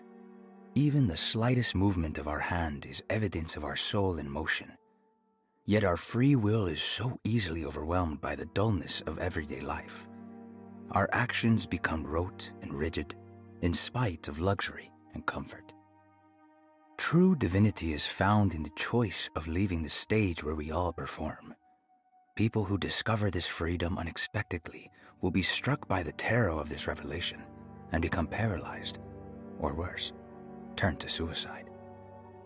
However, if you are able to weather that storm, you will discover that there is a divine path beyond that fear.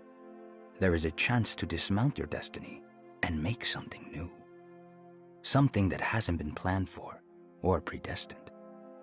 There is difficulty in explaining this type of acting as it transcends our everyday choices. This isn't some banal decision choosing one career over the other, or even who I should marry. Leaving the stage, no matter how, isn't a matter of course correction. It's a rejection of the story that the Creator is telling.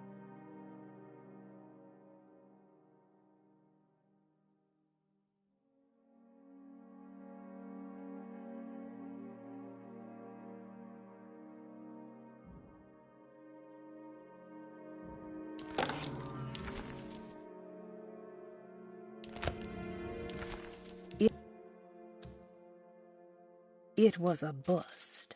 The oil rig and the hateful mound led him nowhere closer to finding Jeremy. Conde was sure he had struck gold when he found Jeremy's bag, but it was just a trap set by Lottie, another of DeSeto's orderlies.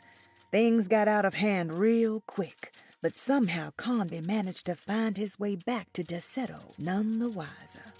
At least it was one item off his list. Now he had to figure out what to do with the boiler.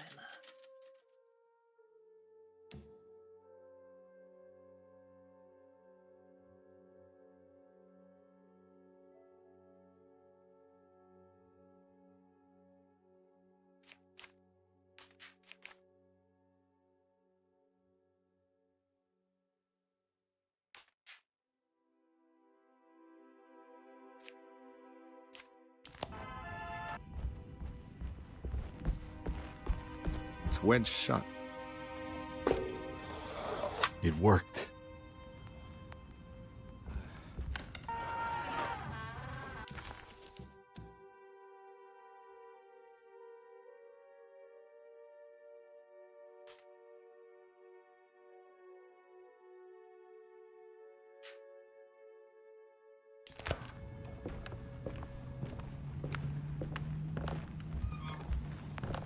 I don't think I have everything I need.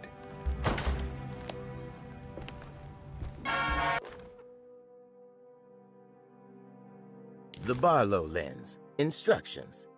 To double the magnification of your telescope, simply fit this Barlow lens to your instrument. Then operate the fine tuners to adjust the distance between your lenses. This is easily done while looking through your eyepiece. Simply search for a position where your picture is clear and appears flat. When correctly tuned, your telescope should present a clear picture with magnificent magnification.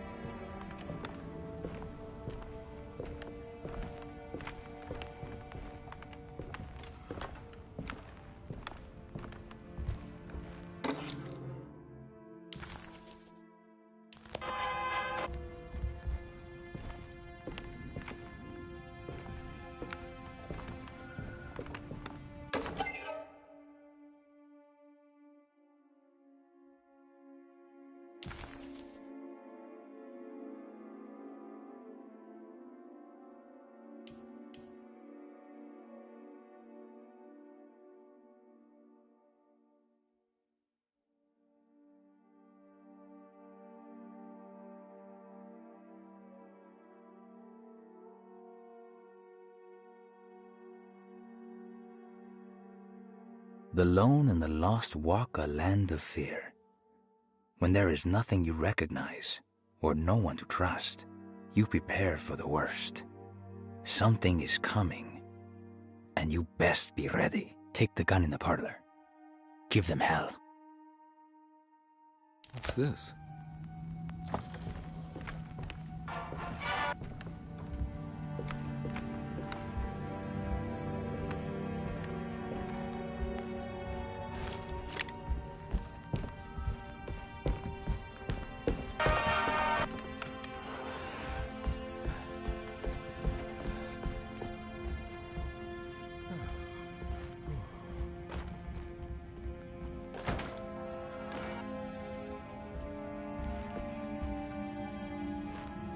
Now we're talking.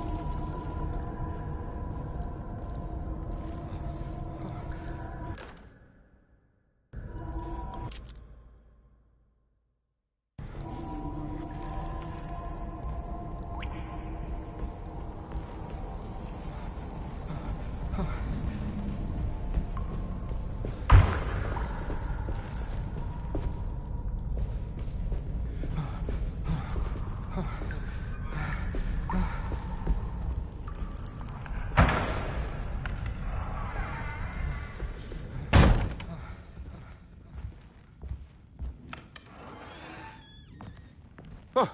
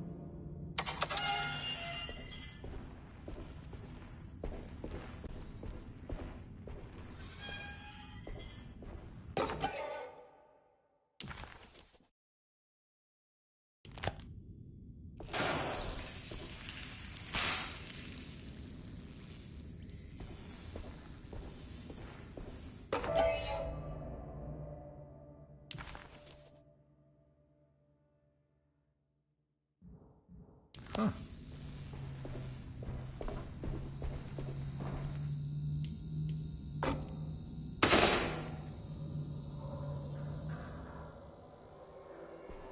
It worked.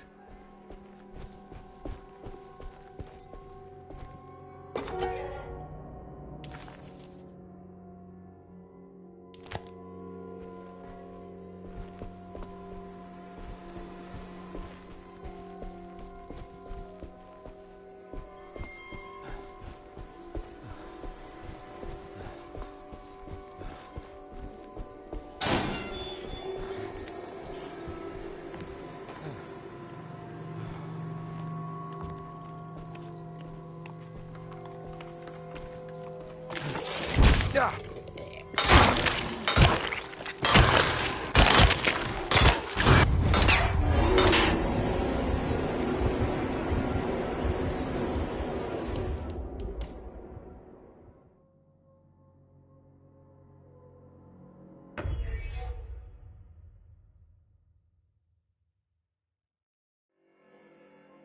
It worked.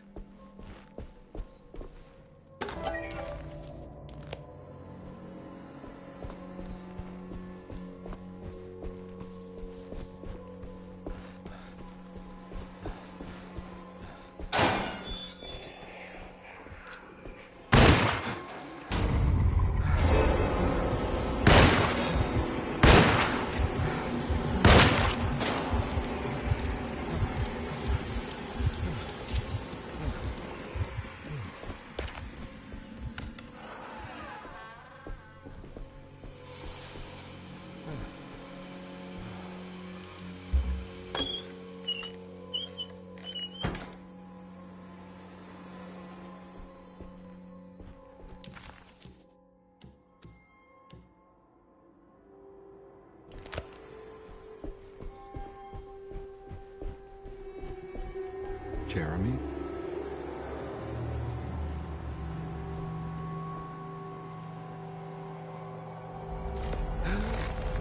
What the hell is going on?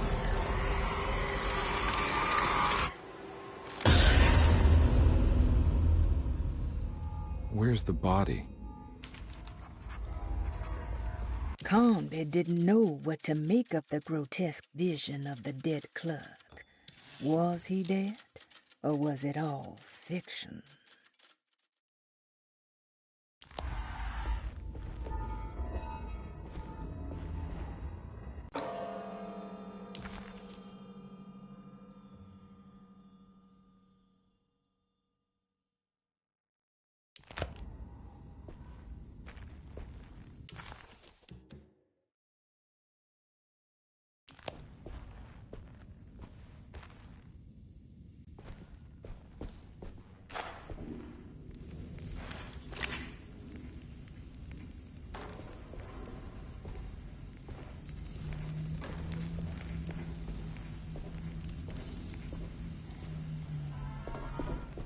Stained. Looks like some kind of rot.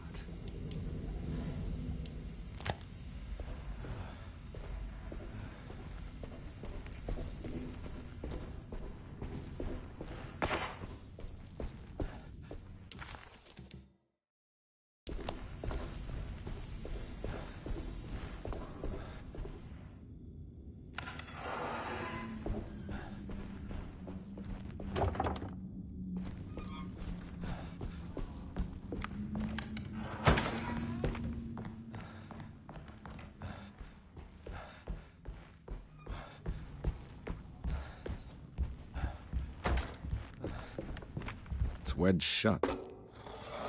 It worked.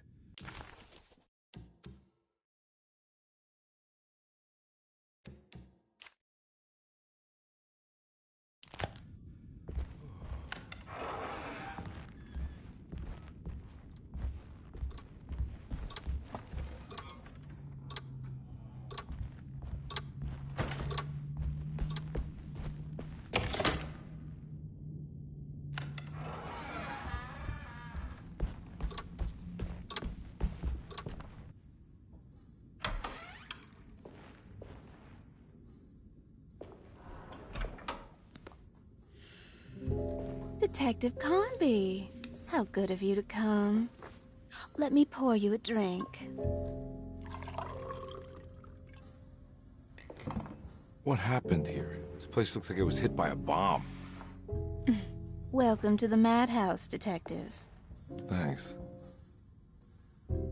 Did the ceiling just collapse? I heard it was something in the attic, something that was supposed to happen but didn't. How that could have such consequences is beyond me. The truth is, I don't know why the room looks like this. But I bet your friend Jeremy does. You know where I could find him? Oh, somewhere in his past, I suppose. He keeps going on about that mysterious dark man. I think he is hiding from him. Or maybe he's with him. I can't really keep up.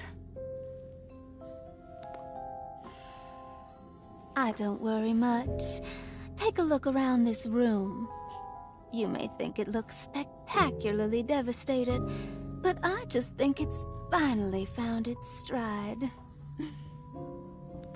It fits perfectly with the state of this place and its loonies. The same goes for the nonsense with Jeremy. In my eyes, we finally managed to match the wild ride inside all of us. Well, I'm happy you find the evening still harmonious. I hope you don't mind me setting things right. Jeremy's business, that is. This room looks beyond my capabilities. Good luck, Detective. Hope to see you again soon. Yeah. Evening, miss.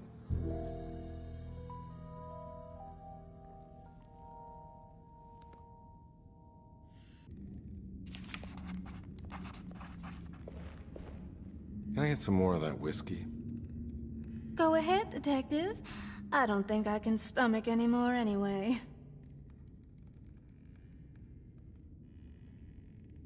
Am I bothering you? On the contrary, Detective. I enjoy watching professionals at work. Well, I better get going. Bye now, Detective. Don't take any wooden nickels.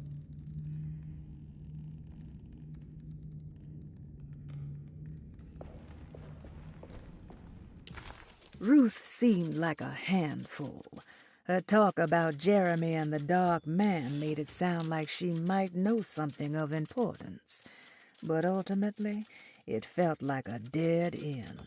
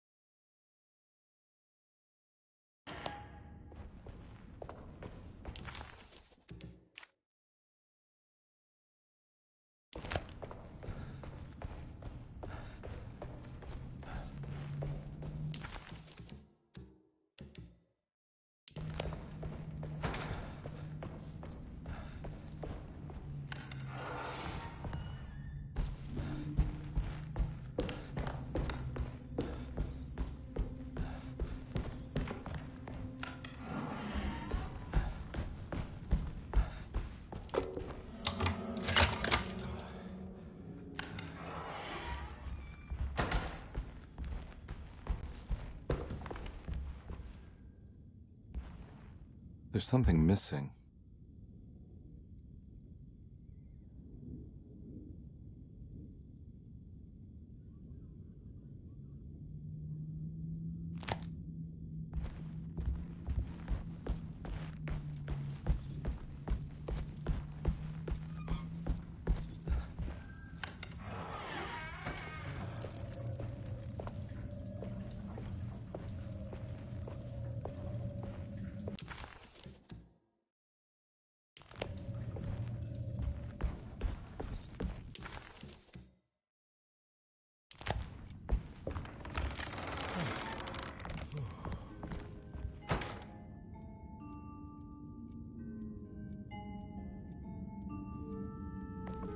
This must be that kid's room. Why does she seem so familiar?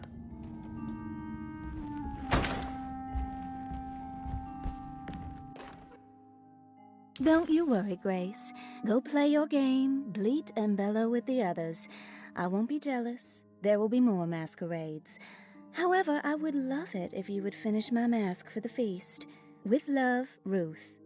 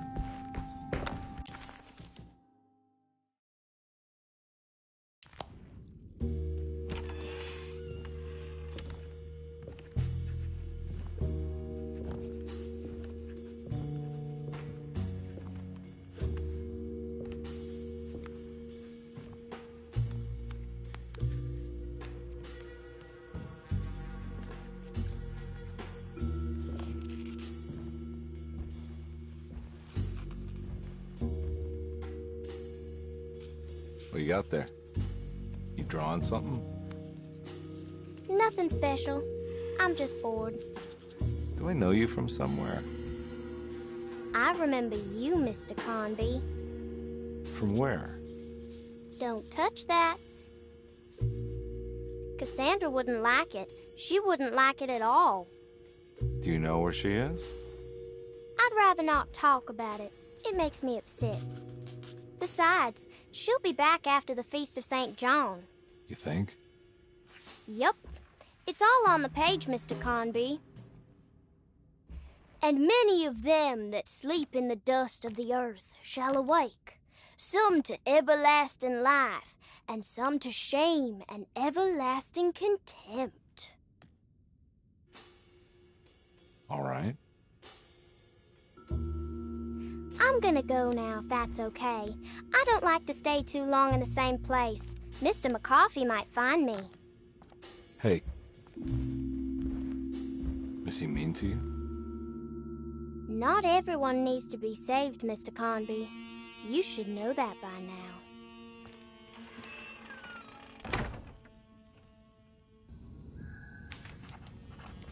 Why did that girl look so familiar? Detective Conby just couldn't quite remember. His last few years were clouded by a drunken haze, a haze which now had turned almost opaque. Considering their shared past, Grace had every right to feel slighted, but it wasn't in her nature. She was amused.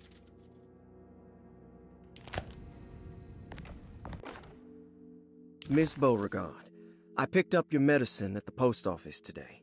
As you understand, it needs to be administered by the orderlies for your safety. I've put the box in Lottie's room for now, and I'm sure she will find you as soon as possible. Mr. Waits.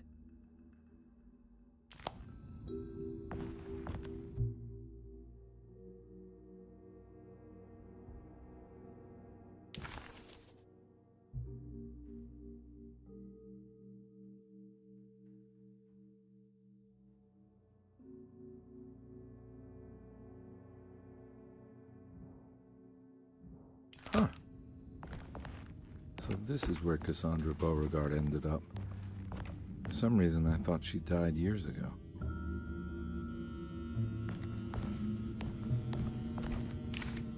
There's more of that rot again. Like it's guiding me to do something. But what? I don't think... If I find the full set of bottles, then maybe I can make something out of the stains of rot. It's another one of those strange padlocks.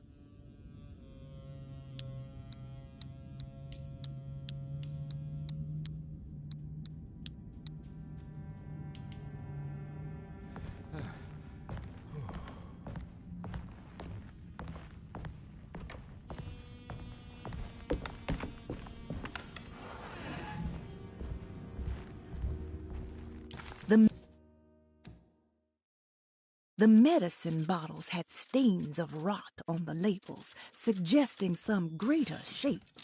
They just needed to be put in the right order. But for what purpose?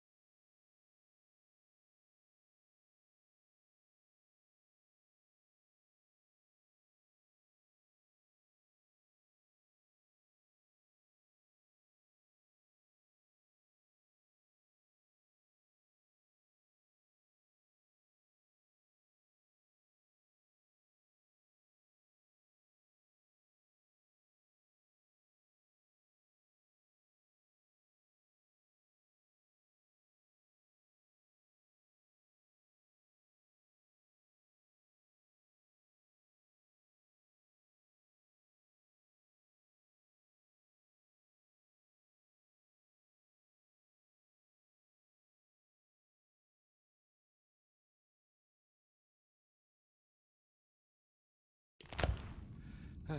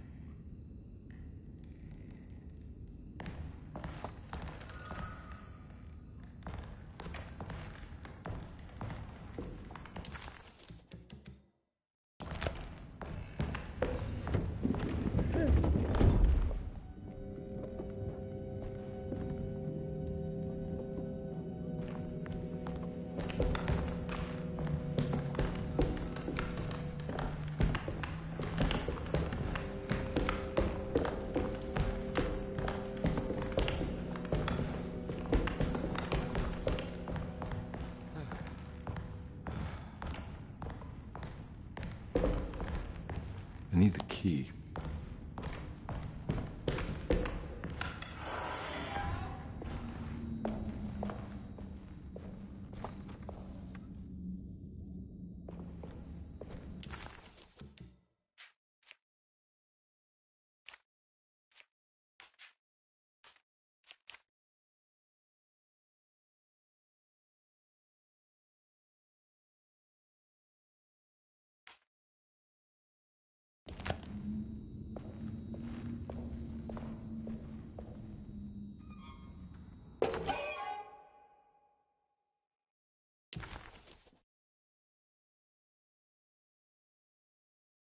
As the world moved into the new decade, America was spiraling into a maelstrom of debt, drought, and death. It was called the Great Depression, and ruined many families. It was a fitting name, for poverty also breeds madness through desperation. Jeremy was of course no such victim, for he already witnessed the darkness within. He knew the shadow that stood on his threshold very well. It wasn't new. It was something that had always been with him.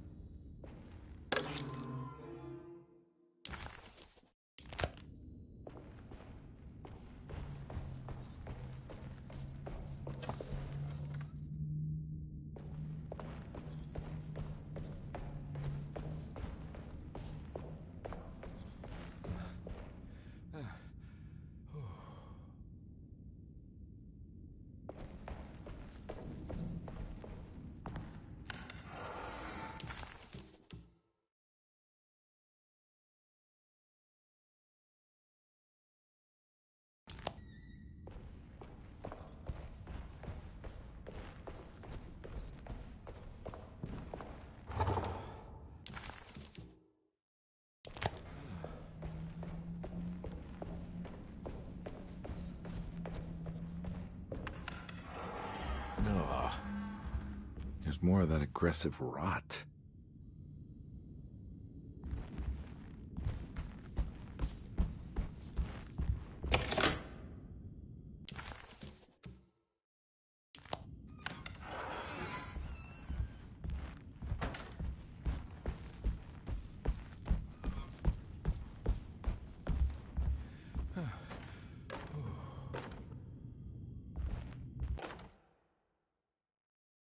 On the commonplace of evil, there lies virtue and stark irreverence, careless thoughts of luminous indifference. But blame not the beast we once were, which science so often wished to refer. Not the wicked full of sin, it is you who stand and grin. All our good intentions aside, whereupon we build our pride. Sunless solitude, follow not this corrupting light. Prophets of confidence always crashes out of sight. Hear me, for we all bear this mark. Thus we must remain alone in the dark.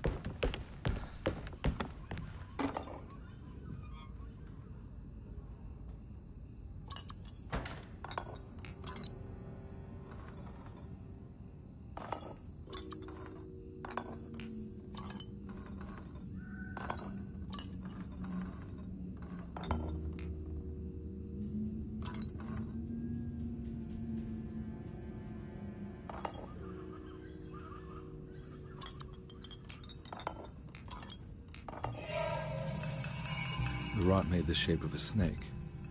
There must be something important to find here. Maybe it has something to do with the numbers on the labels.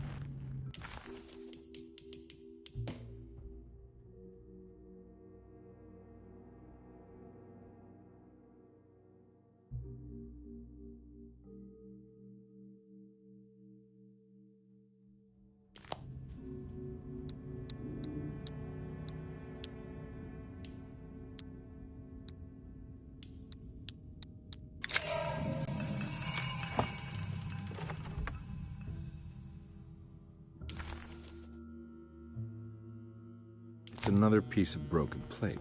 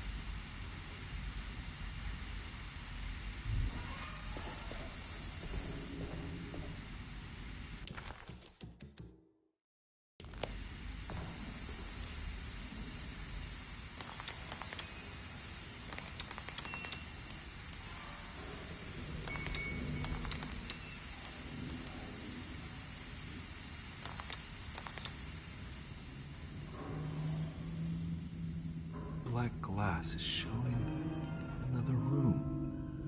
Must be a way to another one of Jeremy's memories.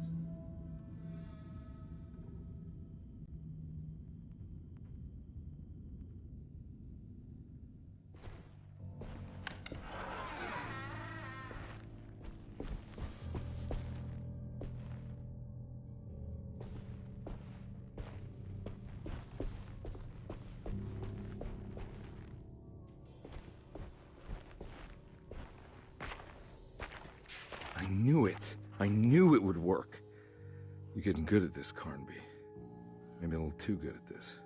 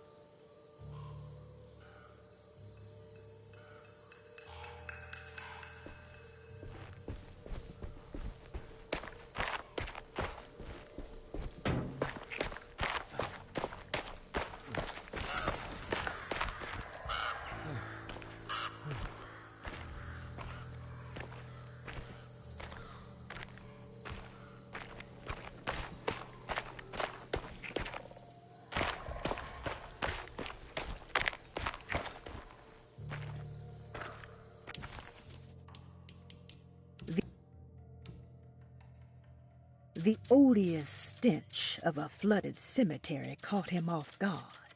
It was one of the many things that clued Detective Carnby in on that this place wasn't the real thing. This was some nightmarish surrogate, patched together by Jeremy's tattered memories. This is why we bury above ground, he thought, and set off to find the chapel that Jeremy had mentioned.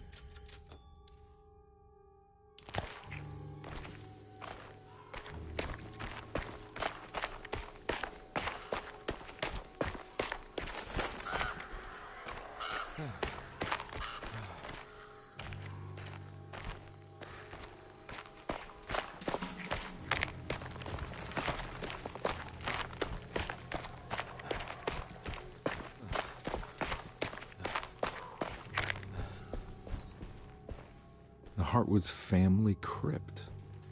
Emily's family must have deeper roots in New Orleans than I thought. I figured she was a Yankee like me.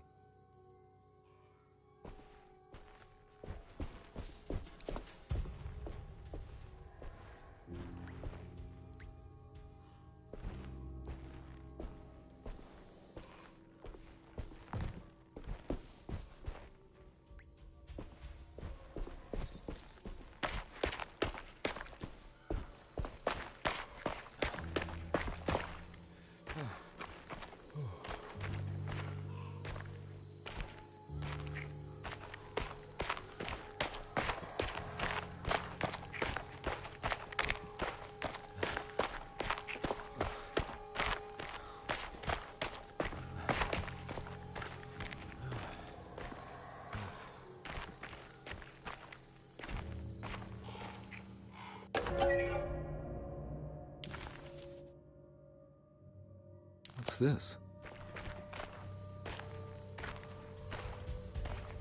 Now what do we got here?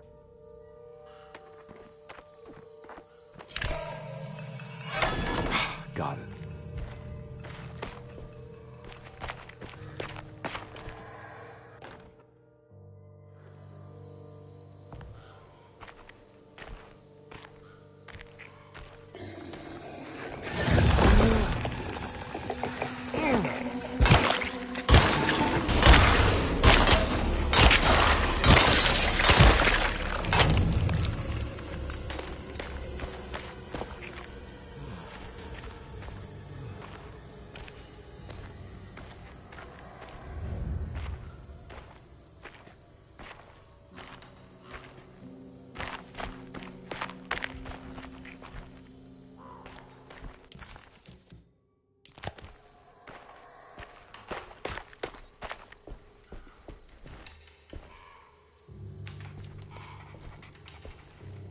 Jeremy sketched this chapel in his book, so it must be important. Looks like I'll need more medallions to open it, though. I don't think I have everything I need.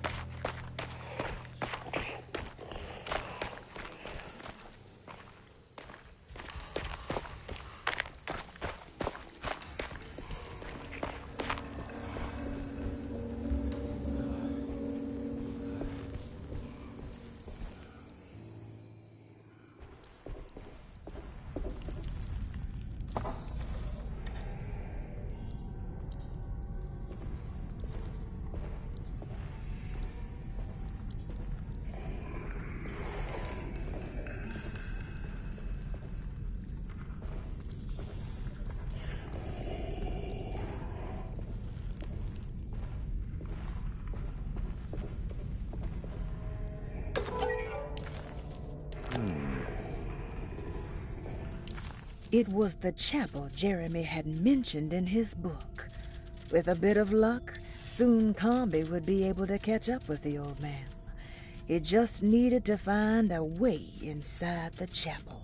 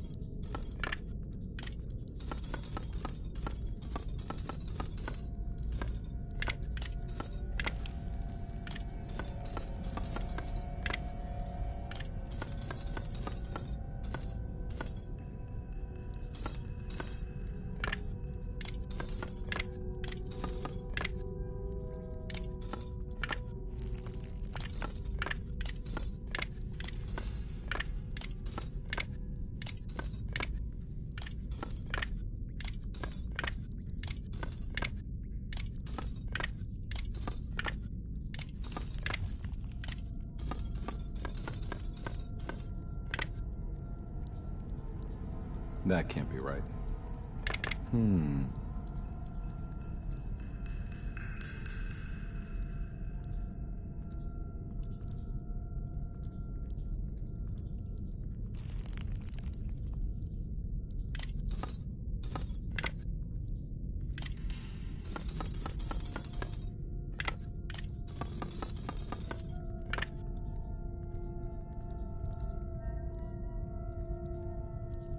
That can't be right. Huh.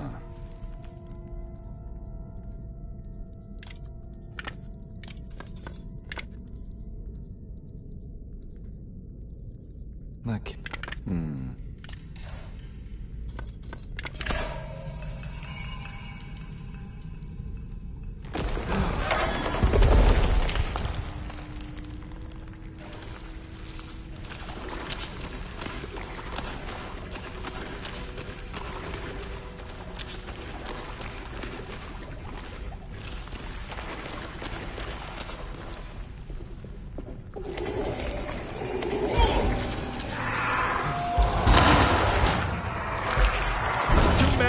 Gotta get out of here.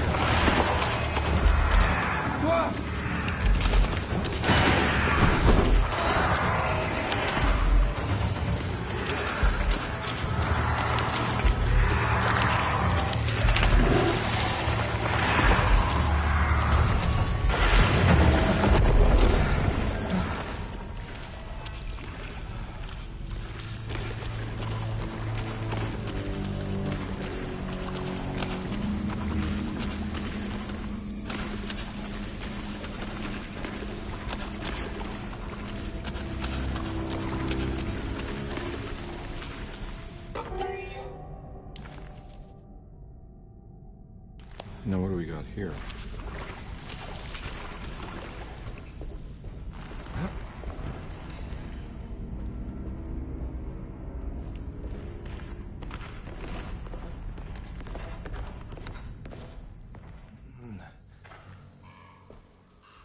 Thank God that's over.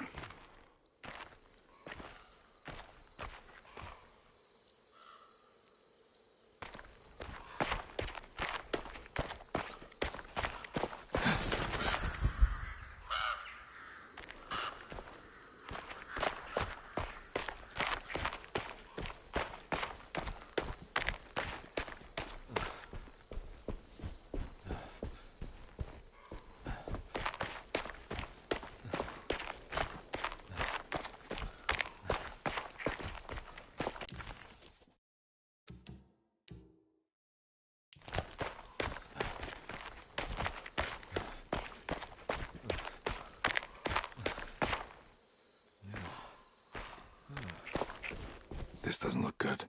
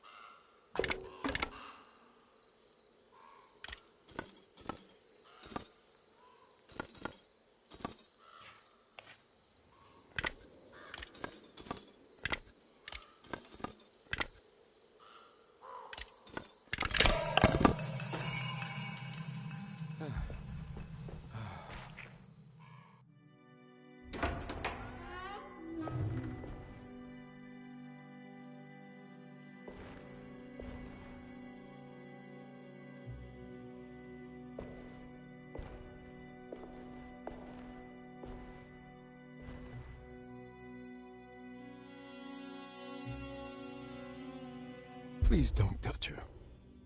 Jeremy.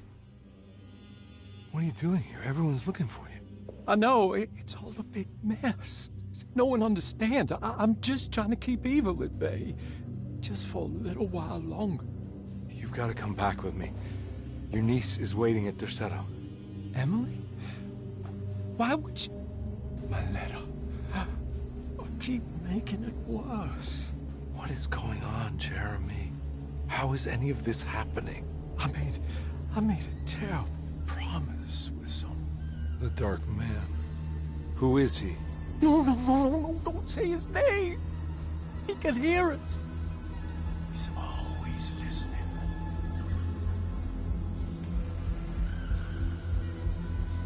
Jeremy, I need to understand what is going on. I promised him everything.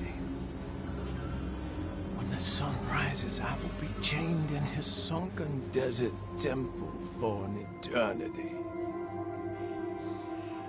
But at least the evil about to awaken in Derceto won't harm anyone outside of that cursed place. You're acting crazy, Jeremy. I want to help. There's nothing you can do. Then what's all the business about Teruea? Why did you want to go there? Well, I can't go there. Not allowed. But you wanted to. Can I go? Tell me, will it help me to break your pact? Is there something there that would help? Why would you give me hope? That's so cruel. Okay. Sounds like we're onto something here. What should I... Look out! Behind you! Run! Don't let him take you!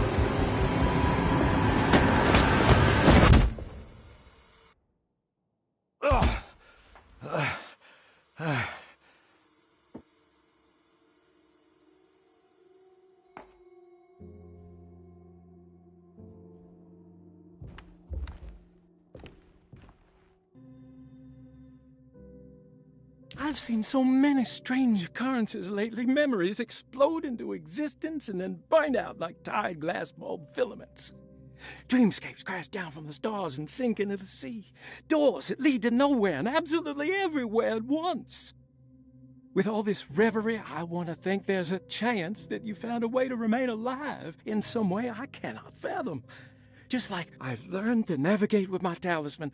Maybe you, with all your knowledge, you somehow knew a way to find me again, perhaps in Teruea.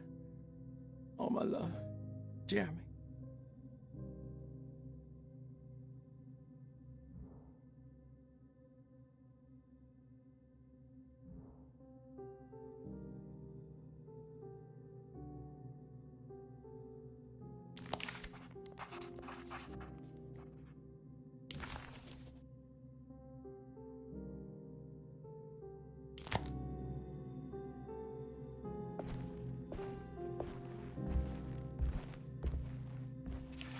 She's dead.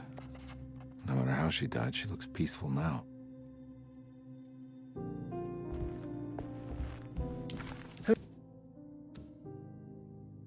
Jeremy didn't want to be saved. He felt the need to honor some deal he made with an entity called the Dark Man. Conby wanted to think it was ridiculous, but a brief encounter with that unbearable gloom had shaken him to his core. Conby had seen a lot of bad things in his life, but he had never before been this terrified. After gathering his thoughts, Conby figured he would need to chase after Jeremy in the only place left he could think of. He needed to go to Teruea. Hiroshi's body looked unharmed. Conby couldn't figure out how she died, or why this wasn't a bigger upset to the people at Derceto.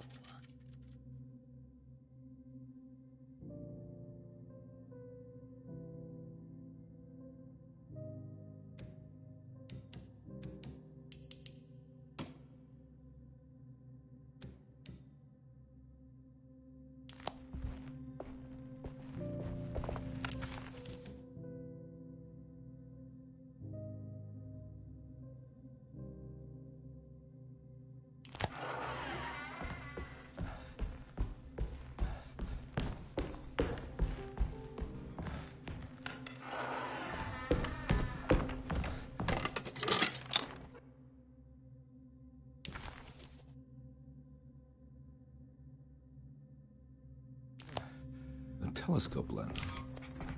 Why would he lock that up? Jeremy had found a way to enter Terrawea, but he wasn't allowed to go.